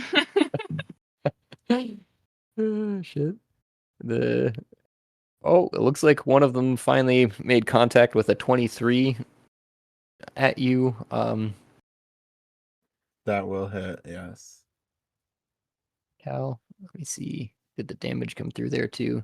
3. 3, 3 damage. Yep. which means I take half. It gets reduced by half because he's got resistance, and then I take half of it. You guys would just each take 1. Sweet. Ow! 1 damage each? Mhm. Okay. And that comes from temp first, obviously. Yep. Yep. All right, cool. My thumbs up.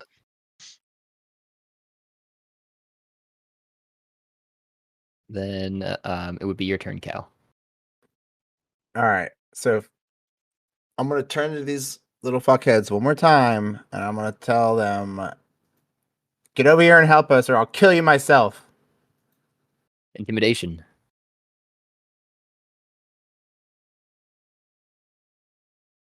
God damn it! Oh, we'll see. Yeah, no. They're pissing themselves. They don't even respond. Well, worth a try. I will. I'm gonna move a couple squares a little closer because I have an idea next turn. But I do want to shoot another crossbow bolt at the same dandelion, the one that was withering and seeping whatever earlier. Mm-hmm. Bruh. 5. 5 to hit. Nah. Zings over the top of it. Okay, I don't have much else. And I'll end my turn, I guess. All right. And we'll do the intelligence first, I guess. See whether or not it thinks it's still burning. I'm guessing 8 thinks it's still on fire, so it doesn't make any actions because it believes it's. Also, I've got the hottest thing in the world in its mouth. A 12.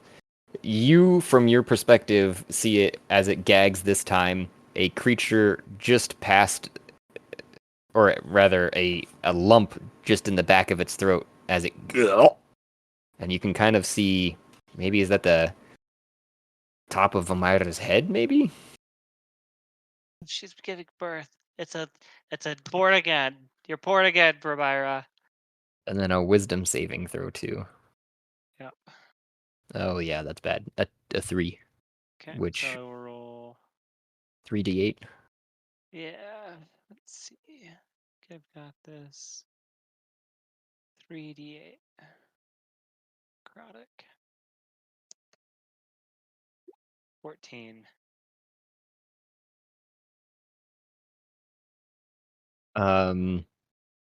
14 damage, right?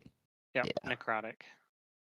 You see not only are the plants visibly withering as if they had been charred or something now, but some of them start to look sickly with that. And does that take the form of just like trying to picture it? It's a giant whirlwind of swarming insects that are like eating this creature alive. Oh, okay. Leaving like decayed, like everything they touch kind of decays, like where they land. I gotcha. Okay. So that's 15 feet. So Cal, you are inside this giant, like just vortex of insects, like a swarm of locusts. Unfortunate. 5, Do I take 10, 15. You are fine. I have designated you as an ally. Okay, gotcha. They like land on you, and one like nuzzles up against your chin.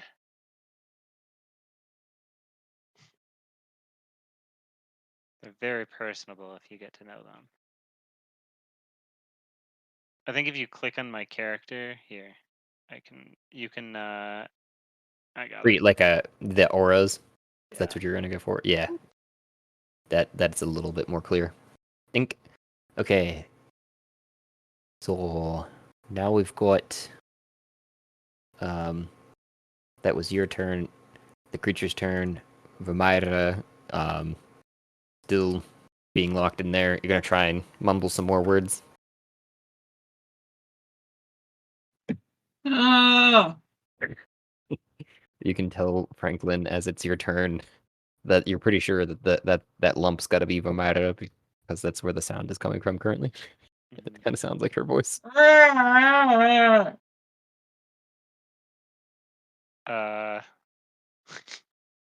I instruct my swarm to emerge from my set shell and try to pull her out?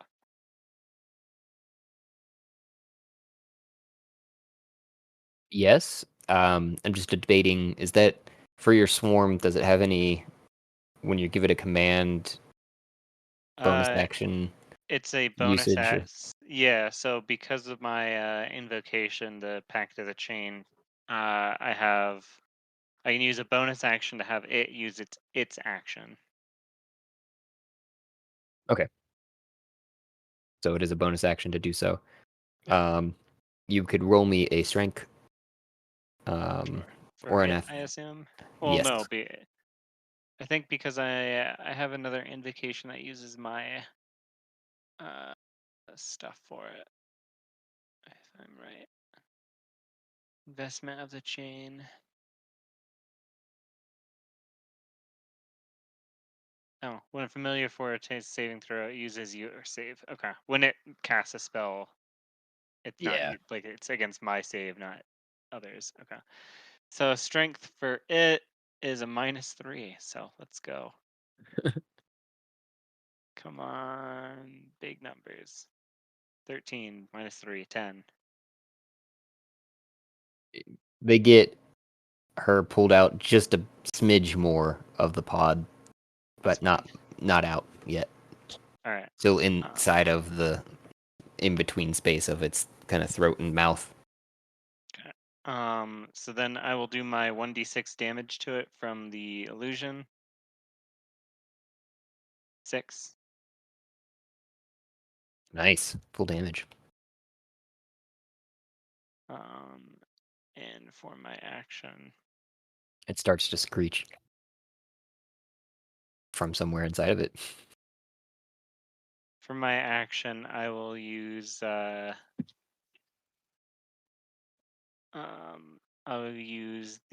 order channel divinity orders demand as I present my holy symbol, which I will hold out the book, the monster manual book that I have. Okay. I will order it to release or drop Vomyra. Wisdom save. May the power of Christ compel you. I turn to Kal. Wink. I don't really believe in Jesus. It'll succeed. So that'll be my turn. Okay. With the 17, it just doesn't do anything. Then we'll go back to the dandelions real quick, which 2 of them spout off seeds again in your general direction. Cal, a 22 and That'll hit. a 7. So another one zings past you, and the other one hits. These are just small seeds that are kind of like dinging off your armor. So another single 1 damage for each you and Franklin. Looks like. Ow. Ooh, that tickles. All right. All right, it's my turn. I want to try something. Yeah. So wait, I'm good in your spirit guardians, correct, Franklin? Yep. That's all You're good. safe. All right, I want to move up to the mouth of this motherfucker, and I want to try to like shove my sword, like force it open with my foot on the bottom jaw, and then like shove the sword in there, and then grab Vomyra and rip her out. Yeah, can I do that in one turn, or is that gonna take like 2 actions or whatever? I think you could manage that in 1 turn. What you'll want to roll is an improvision or to improvise, which we don't use a lot.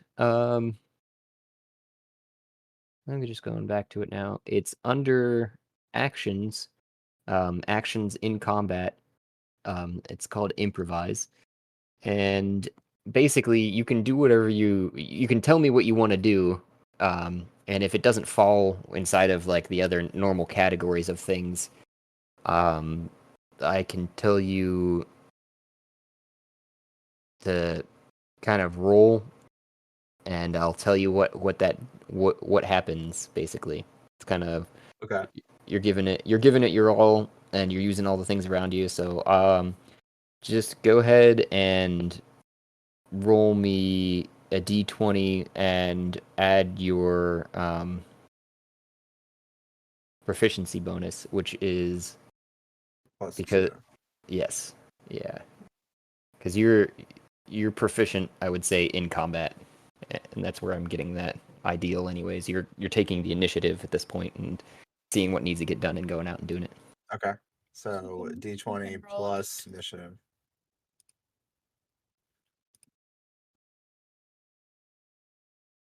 Well, fuck.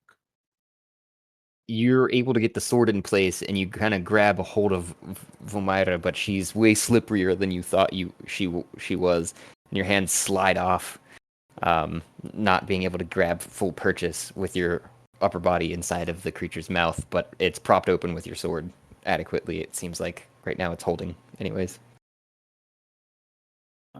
All right, and I would just assume that's my movement and action right there. mm-hmm. I don't really have any bonus actions, so I guess we'll end it there. Okay. The creature then needs to make a bunch of saves. It doesn't need to make that wisdom save again, does it? 'Cause that was one turn thing for the guardians, or is that a continual thing? You said. That's a continual thing too. I'm Wow. stacking, baby. I see it. 16 for the intelligence. Does that bust the illusion That will finally? bust the illusion. Okay.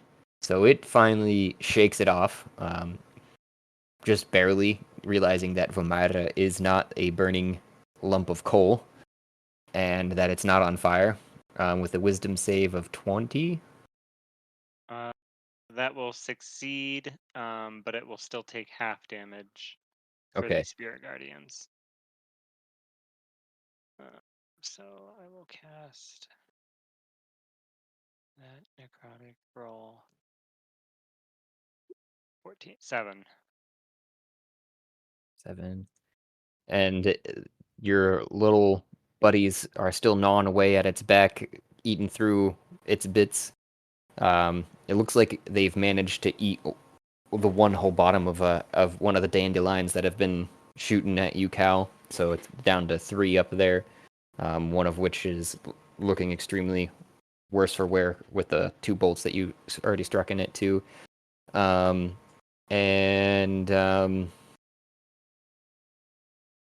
I think it took its action to get out of the illusion, so it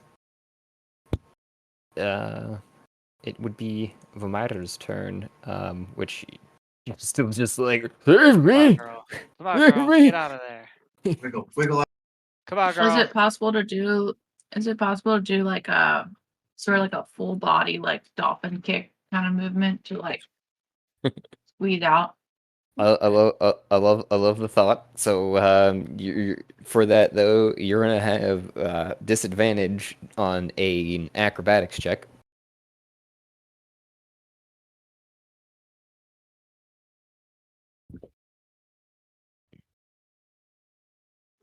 Leave.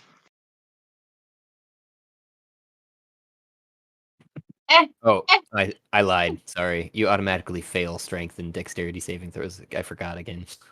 I believed. Sorry, I went back to stunned. I thought it was just disadvantage. So you see Vomyra flopping around in the back of this creature's throat and making noise, but not making any progress. You're in there. Yeah. Franklin, what you doing with Cal on deck and the dandelions to fall? All right, my how does this thing look? It's looking about a third of the way healthy. That gives you some perspective. He will then continue to beat on it by using his spiritual weapons attack as it still floats there. 17 to hit. Oh yeah. 9 points of force damage. Ooh, nice. Let her out, you bee thing. It just kind of tries to growl, but realizes it's got something caught in its throat, so it kind of just goes. I still have my action. I have a +0 to my strength, so I don't know. That'll be good to get her out. Oh, you had -3.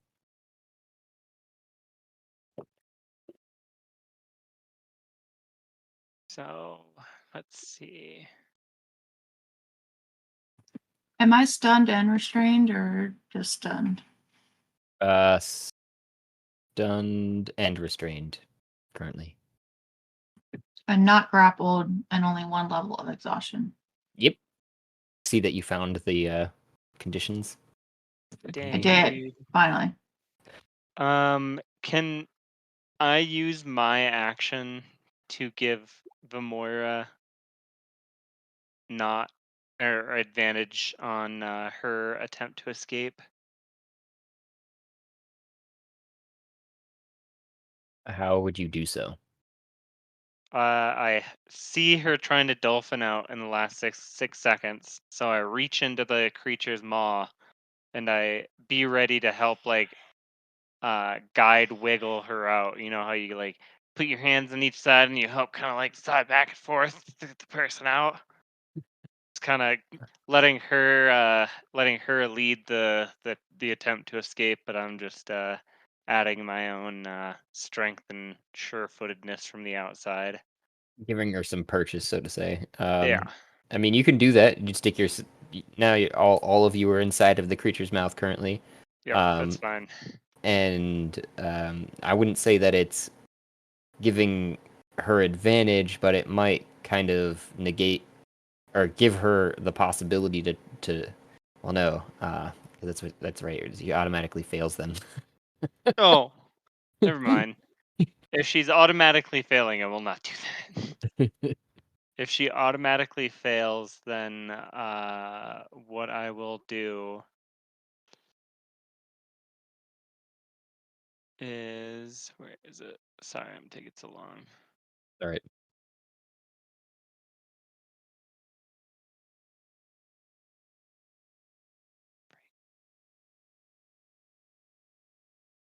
Ooh.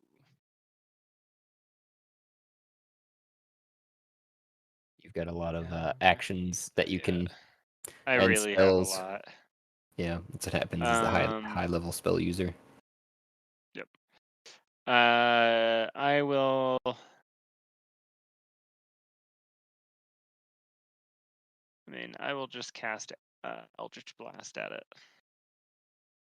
Okay. Ooh, that's gonna miss. And you have a couple beams at this point.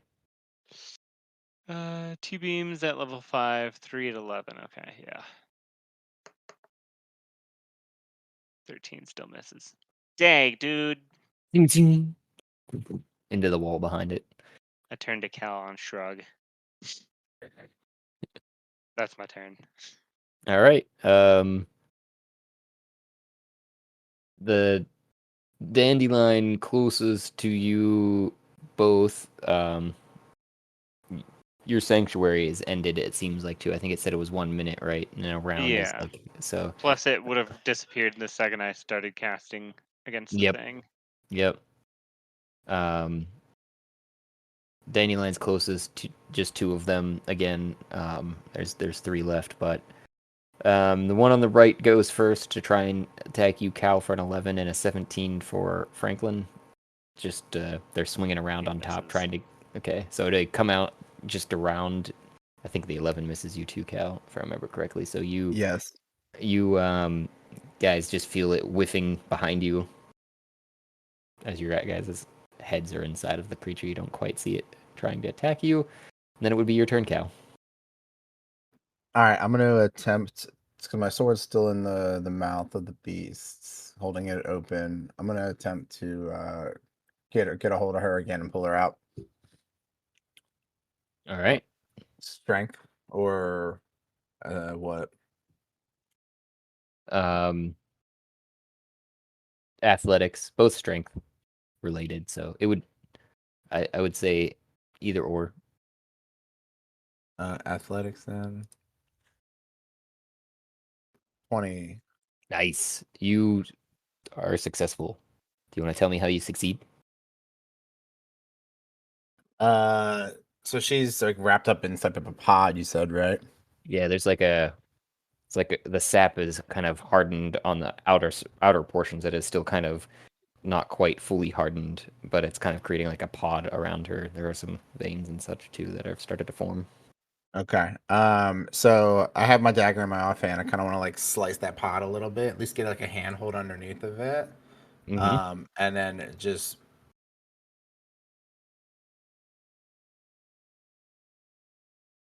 using my other hand to kind of like lift her over the bottom teeth of that thing so she doesn't get tore up on it. And just yank her out and just like toss her ass at the stairs.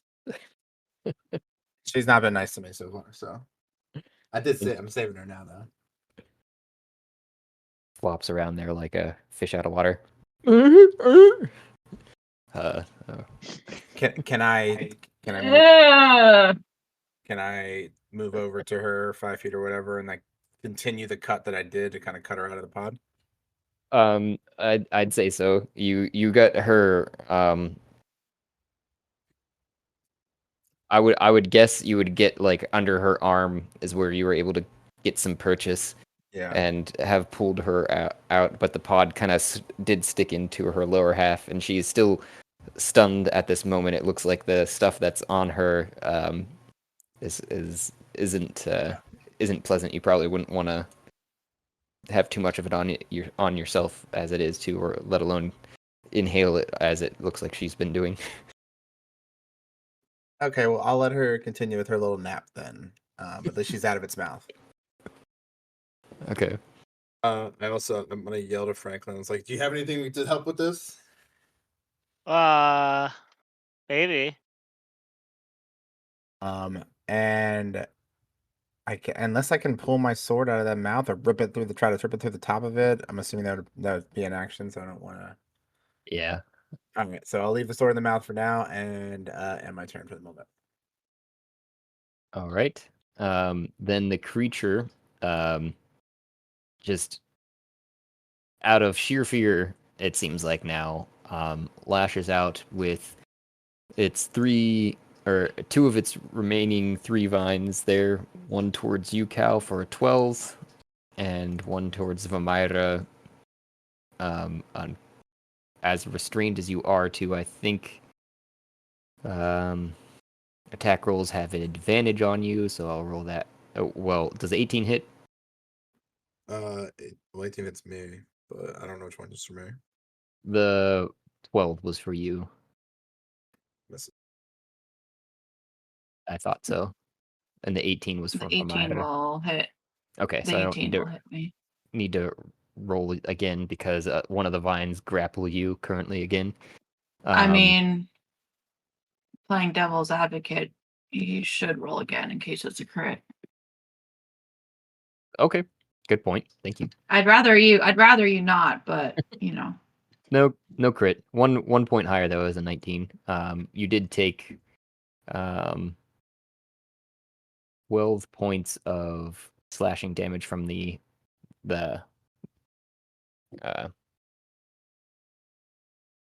pokey things on it.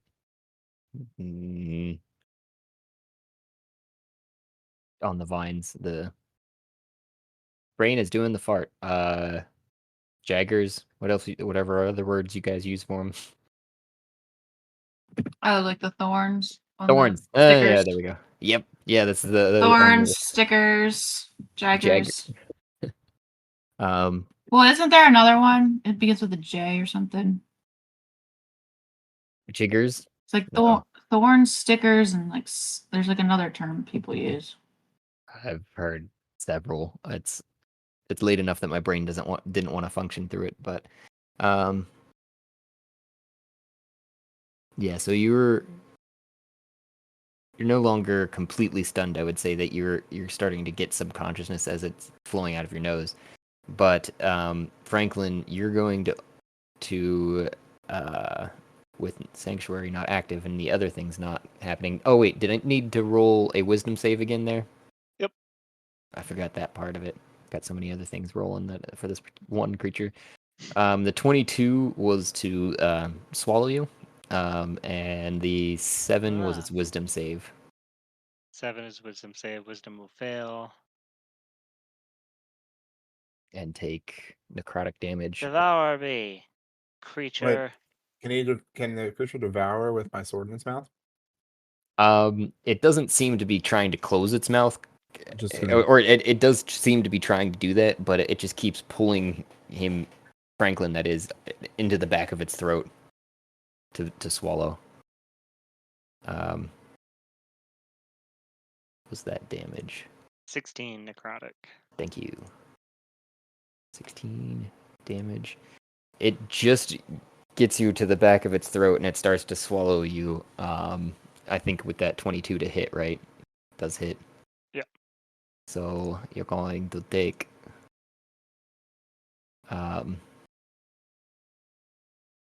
25 acid damage. Ow.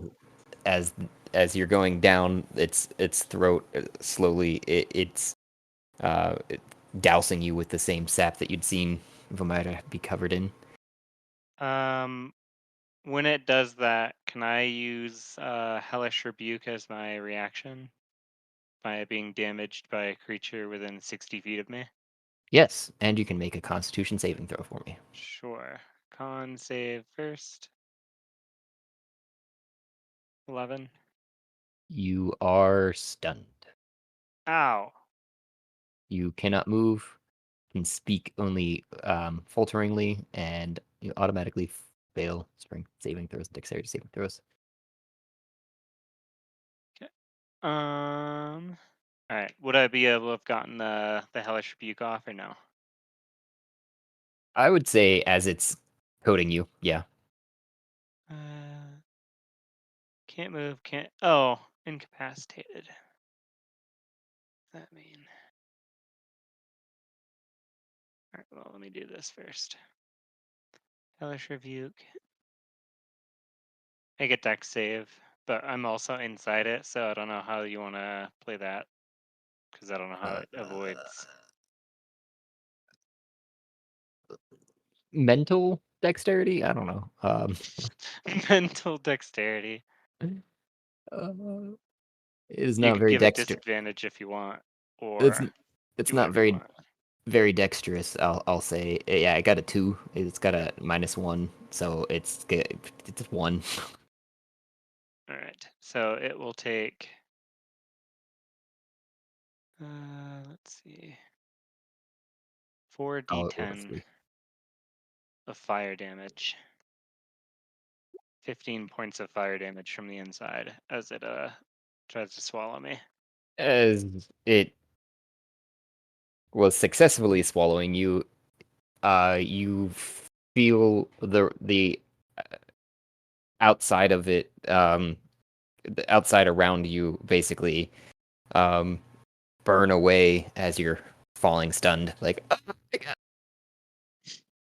And A it's reaction burst. and it basically just from your guys' standpoint rises up real quick and just falls flat with its legs like out, sprawled out, and a puff of smoke comes out of its throat after swallowing Franklin. That's what you fucking get, Venusaur. And the dandelions on top stop their kind of wriggling too and just wilt. A couple seconds later, since Franklin's still inside, the corpse does start to move and kind of bubble again, as suddenly like a overly ripe body full of like insects or maggots, it explodes out with all of my swarm as they were devouring it from the inside after it was dead. And then Franklin kind of stands up, covered in gore, and brushes his arms off. Wow, that was a lot. High fives. High fives all around. Vomyra, you okay?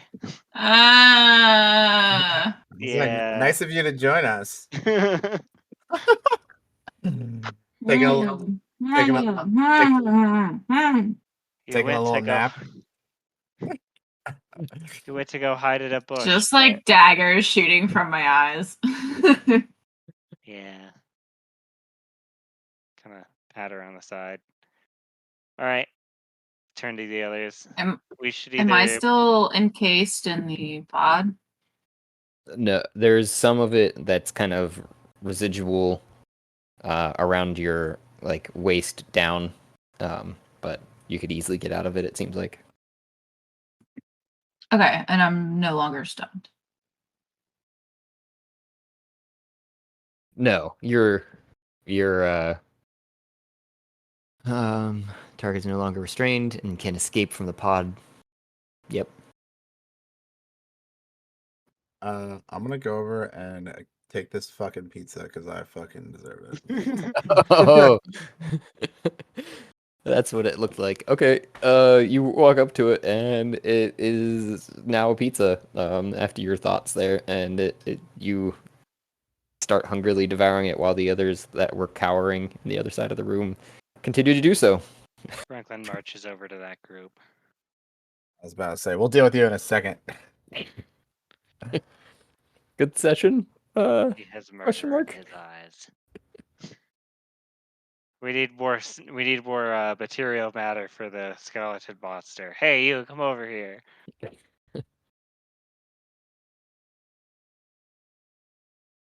Do you think Icarus or do you think he's gonna be mad if we Franklin pulls out his little monster manual book and points it at the people. Do they technically count as monsters? Could he get experience here? It doesn't flip to any particular page when you point it at him, so you're guessing they're not. And like I said, when you're looking at them, they basically do look like half human, half elf humanoids. Are they like full height? For some reason I imagined it was Oompa Loompas. They're full height, yeah. Okay. They've probably lived here for generations. Franklin, they're like me, half elf. Leave them here. Leave them here.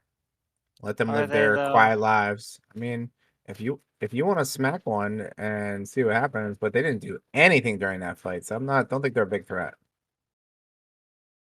I look over. It's not about it being a threat. It's about sending a message. But Franklin will step forward. But I'll acquiesce this time. Can I look around the room and see if I notice anything that might be worth picking up? You can definitely look around the room. You don't see anything particular of value. There are a bunch of plants that are mostly look like edible plants, for food purposes, but nothing of medicinal value even or anything like that.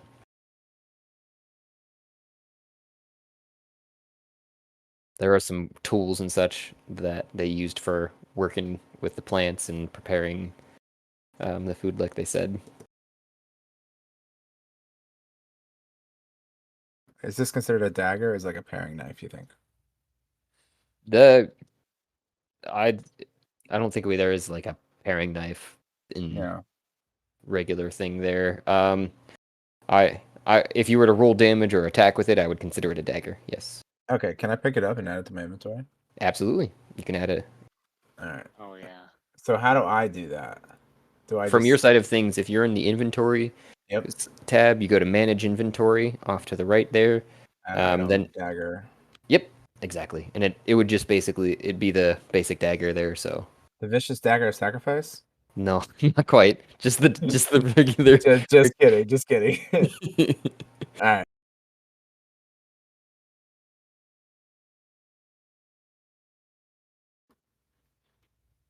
Cool. Good session. Hope Yes.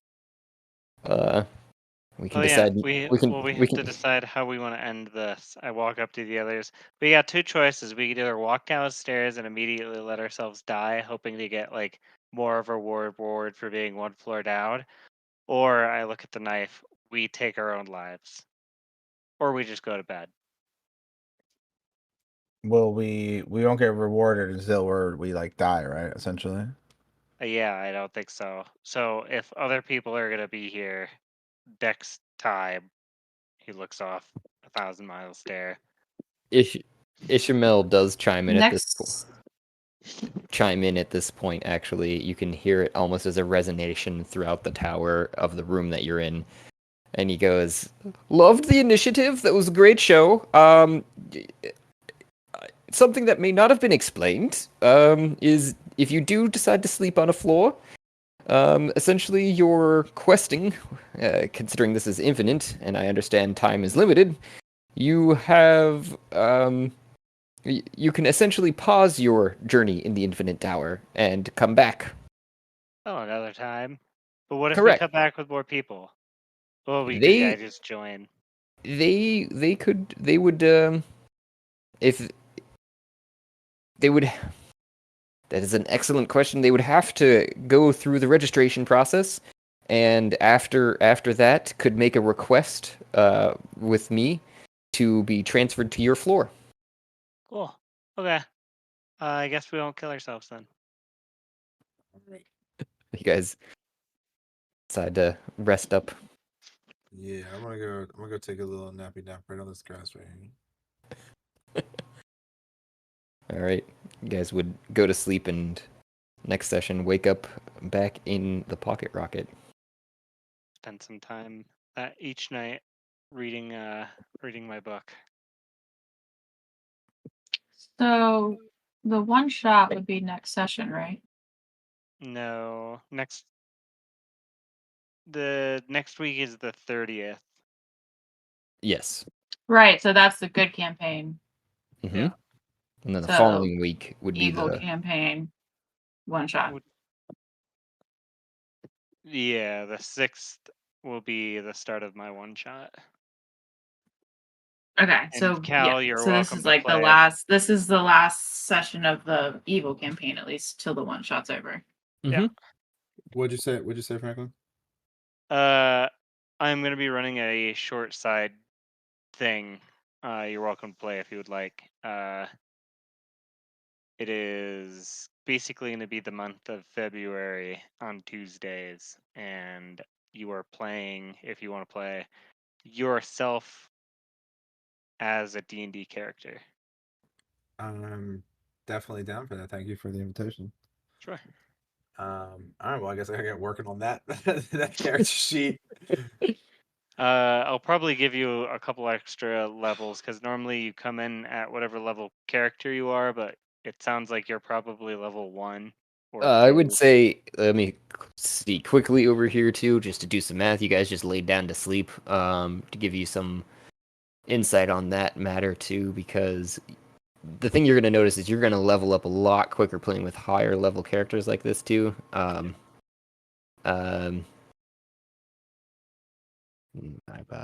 3. So you just got basically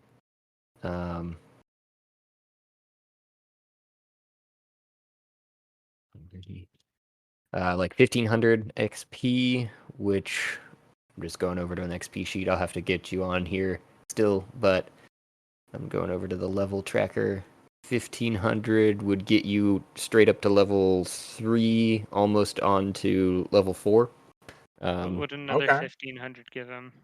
Another 1500. Mm-hmm. Oh, it's like Franklin offering up his or something. Maybe if it gives Okay. him if it boosts him, that's decent enough. That would get him to level 4 for sure. Not quite level 5 because those each level is like exponential. That's the thing with them. It's like they just keep doubling basically. So from 1 to 2, it's only 300. From 2 to 3, it's 900. 4 to 5, it's 6,500. Yeah, it's yeah. So, how does that work on D&D Beyond's end? When you have Do I do What that I- or you? what I do is I have an Excel a Google spreadsheet that I keep track of the XP on from each of your sessions, because any action that you take will give you experience. Even if you're just talking to people, you get experience for making deals and doing stuff like that. But then I put it all in there, and it adds it all up to keep giving you levels as you reach those barriers. And I try to let people know when they level up, but I think people have been catching on and notice that I don't always remember to tell people when they have levels, so you can track track it yourself by looking in there. And I'm always open to, hey, I did this thing, you forgot about this thing. Can I get experience for that? Yeah, man. I'm not omnipotent. There's something you want to add. I understand. So let's say at the end of a session, you say, "Oh, you earned this much XP for this session." Mhm. Within D&D Beyond, do I go in? I keep track of that. I go in and level myself up within D&D Beyond. Right. That's not a year end thing. It's a my end Yep. thing. Correct. Totally fine. That's cool. I just wanted to make sure I had the expectation correct. Yep. Yeah, because you'll have options when you level up to take feats and do other things when you gain those levels, to add new skills and such to your character. Gotcha. So do I have 1500 XP or do I have more, Franklin? More Franklin, do it. I just have to know. I just have to know what I'm gonna do right now. You know what I mean? Like I don't care. You More have- XP. You're gonna have the XP needed to get to level 4. Is that Okay. fair? That's more than fair. I was expecting 0. I just met you, man. Franklin's very hospitable. I can tell that. Moira, not so much. By Moira. Vomyra. You know what? You never actually told me your name besides once. I've said 2 words to you, so I don't know. But okay. So, Get used to it, buddy. I'm gonna, Josh, can you tell me what the XP from that I need to get to 4 is then, so I can accurately track that? Yeah, you're it 2,700.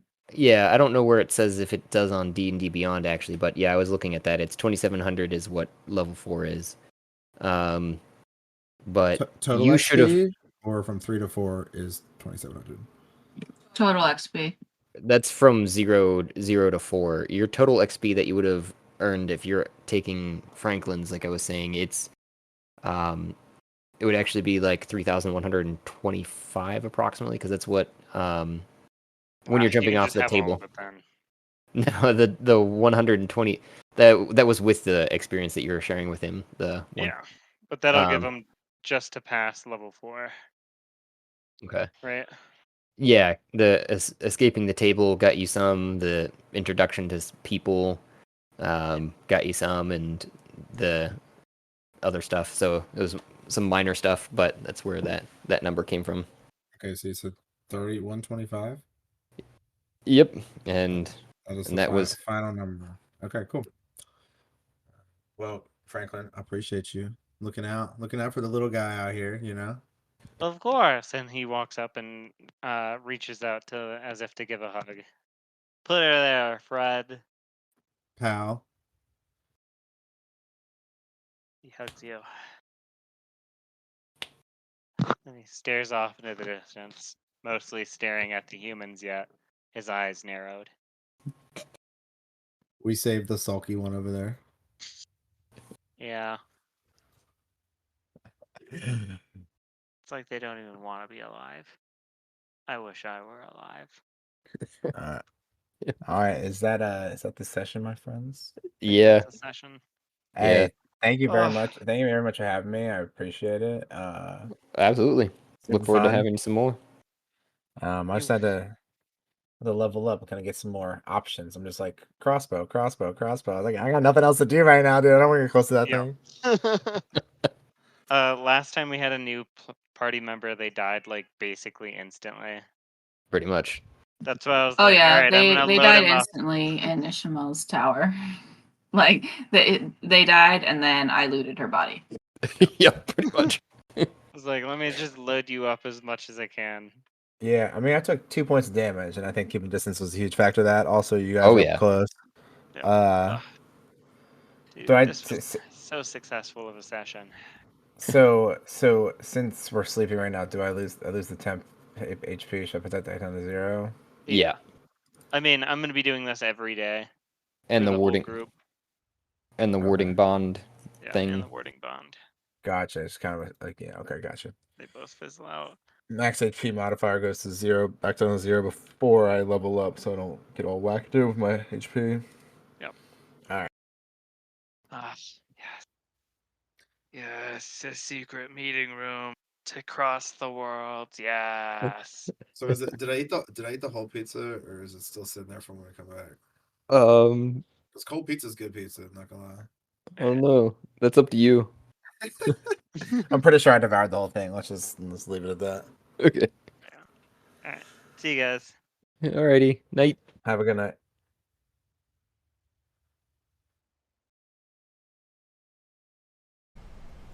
A grand and wonderful thank you for those who took the time and made it here, to the end of the episode, where I know sometimes we are long-winded and others we are just dead silent. I don't know what to tell you.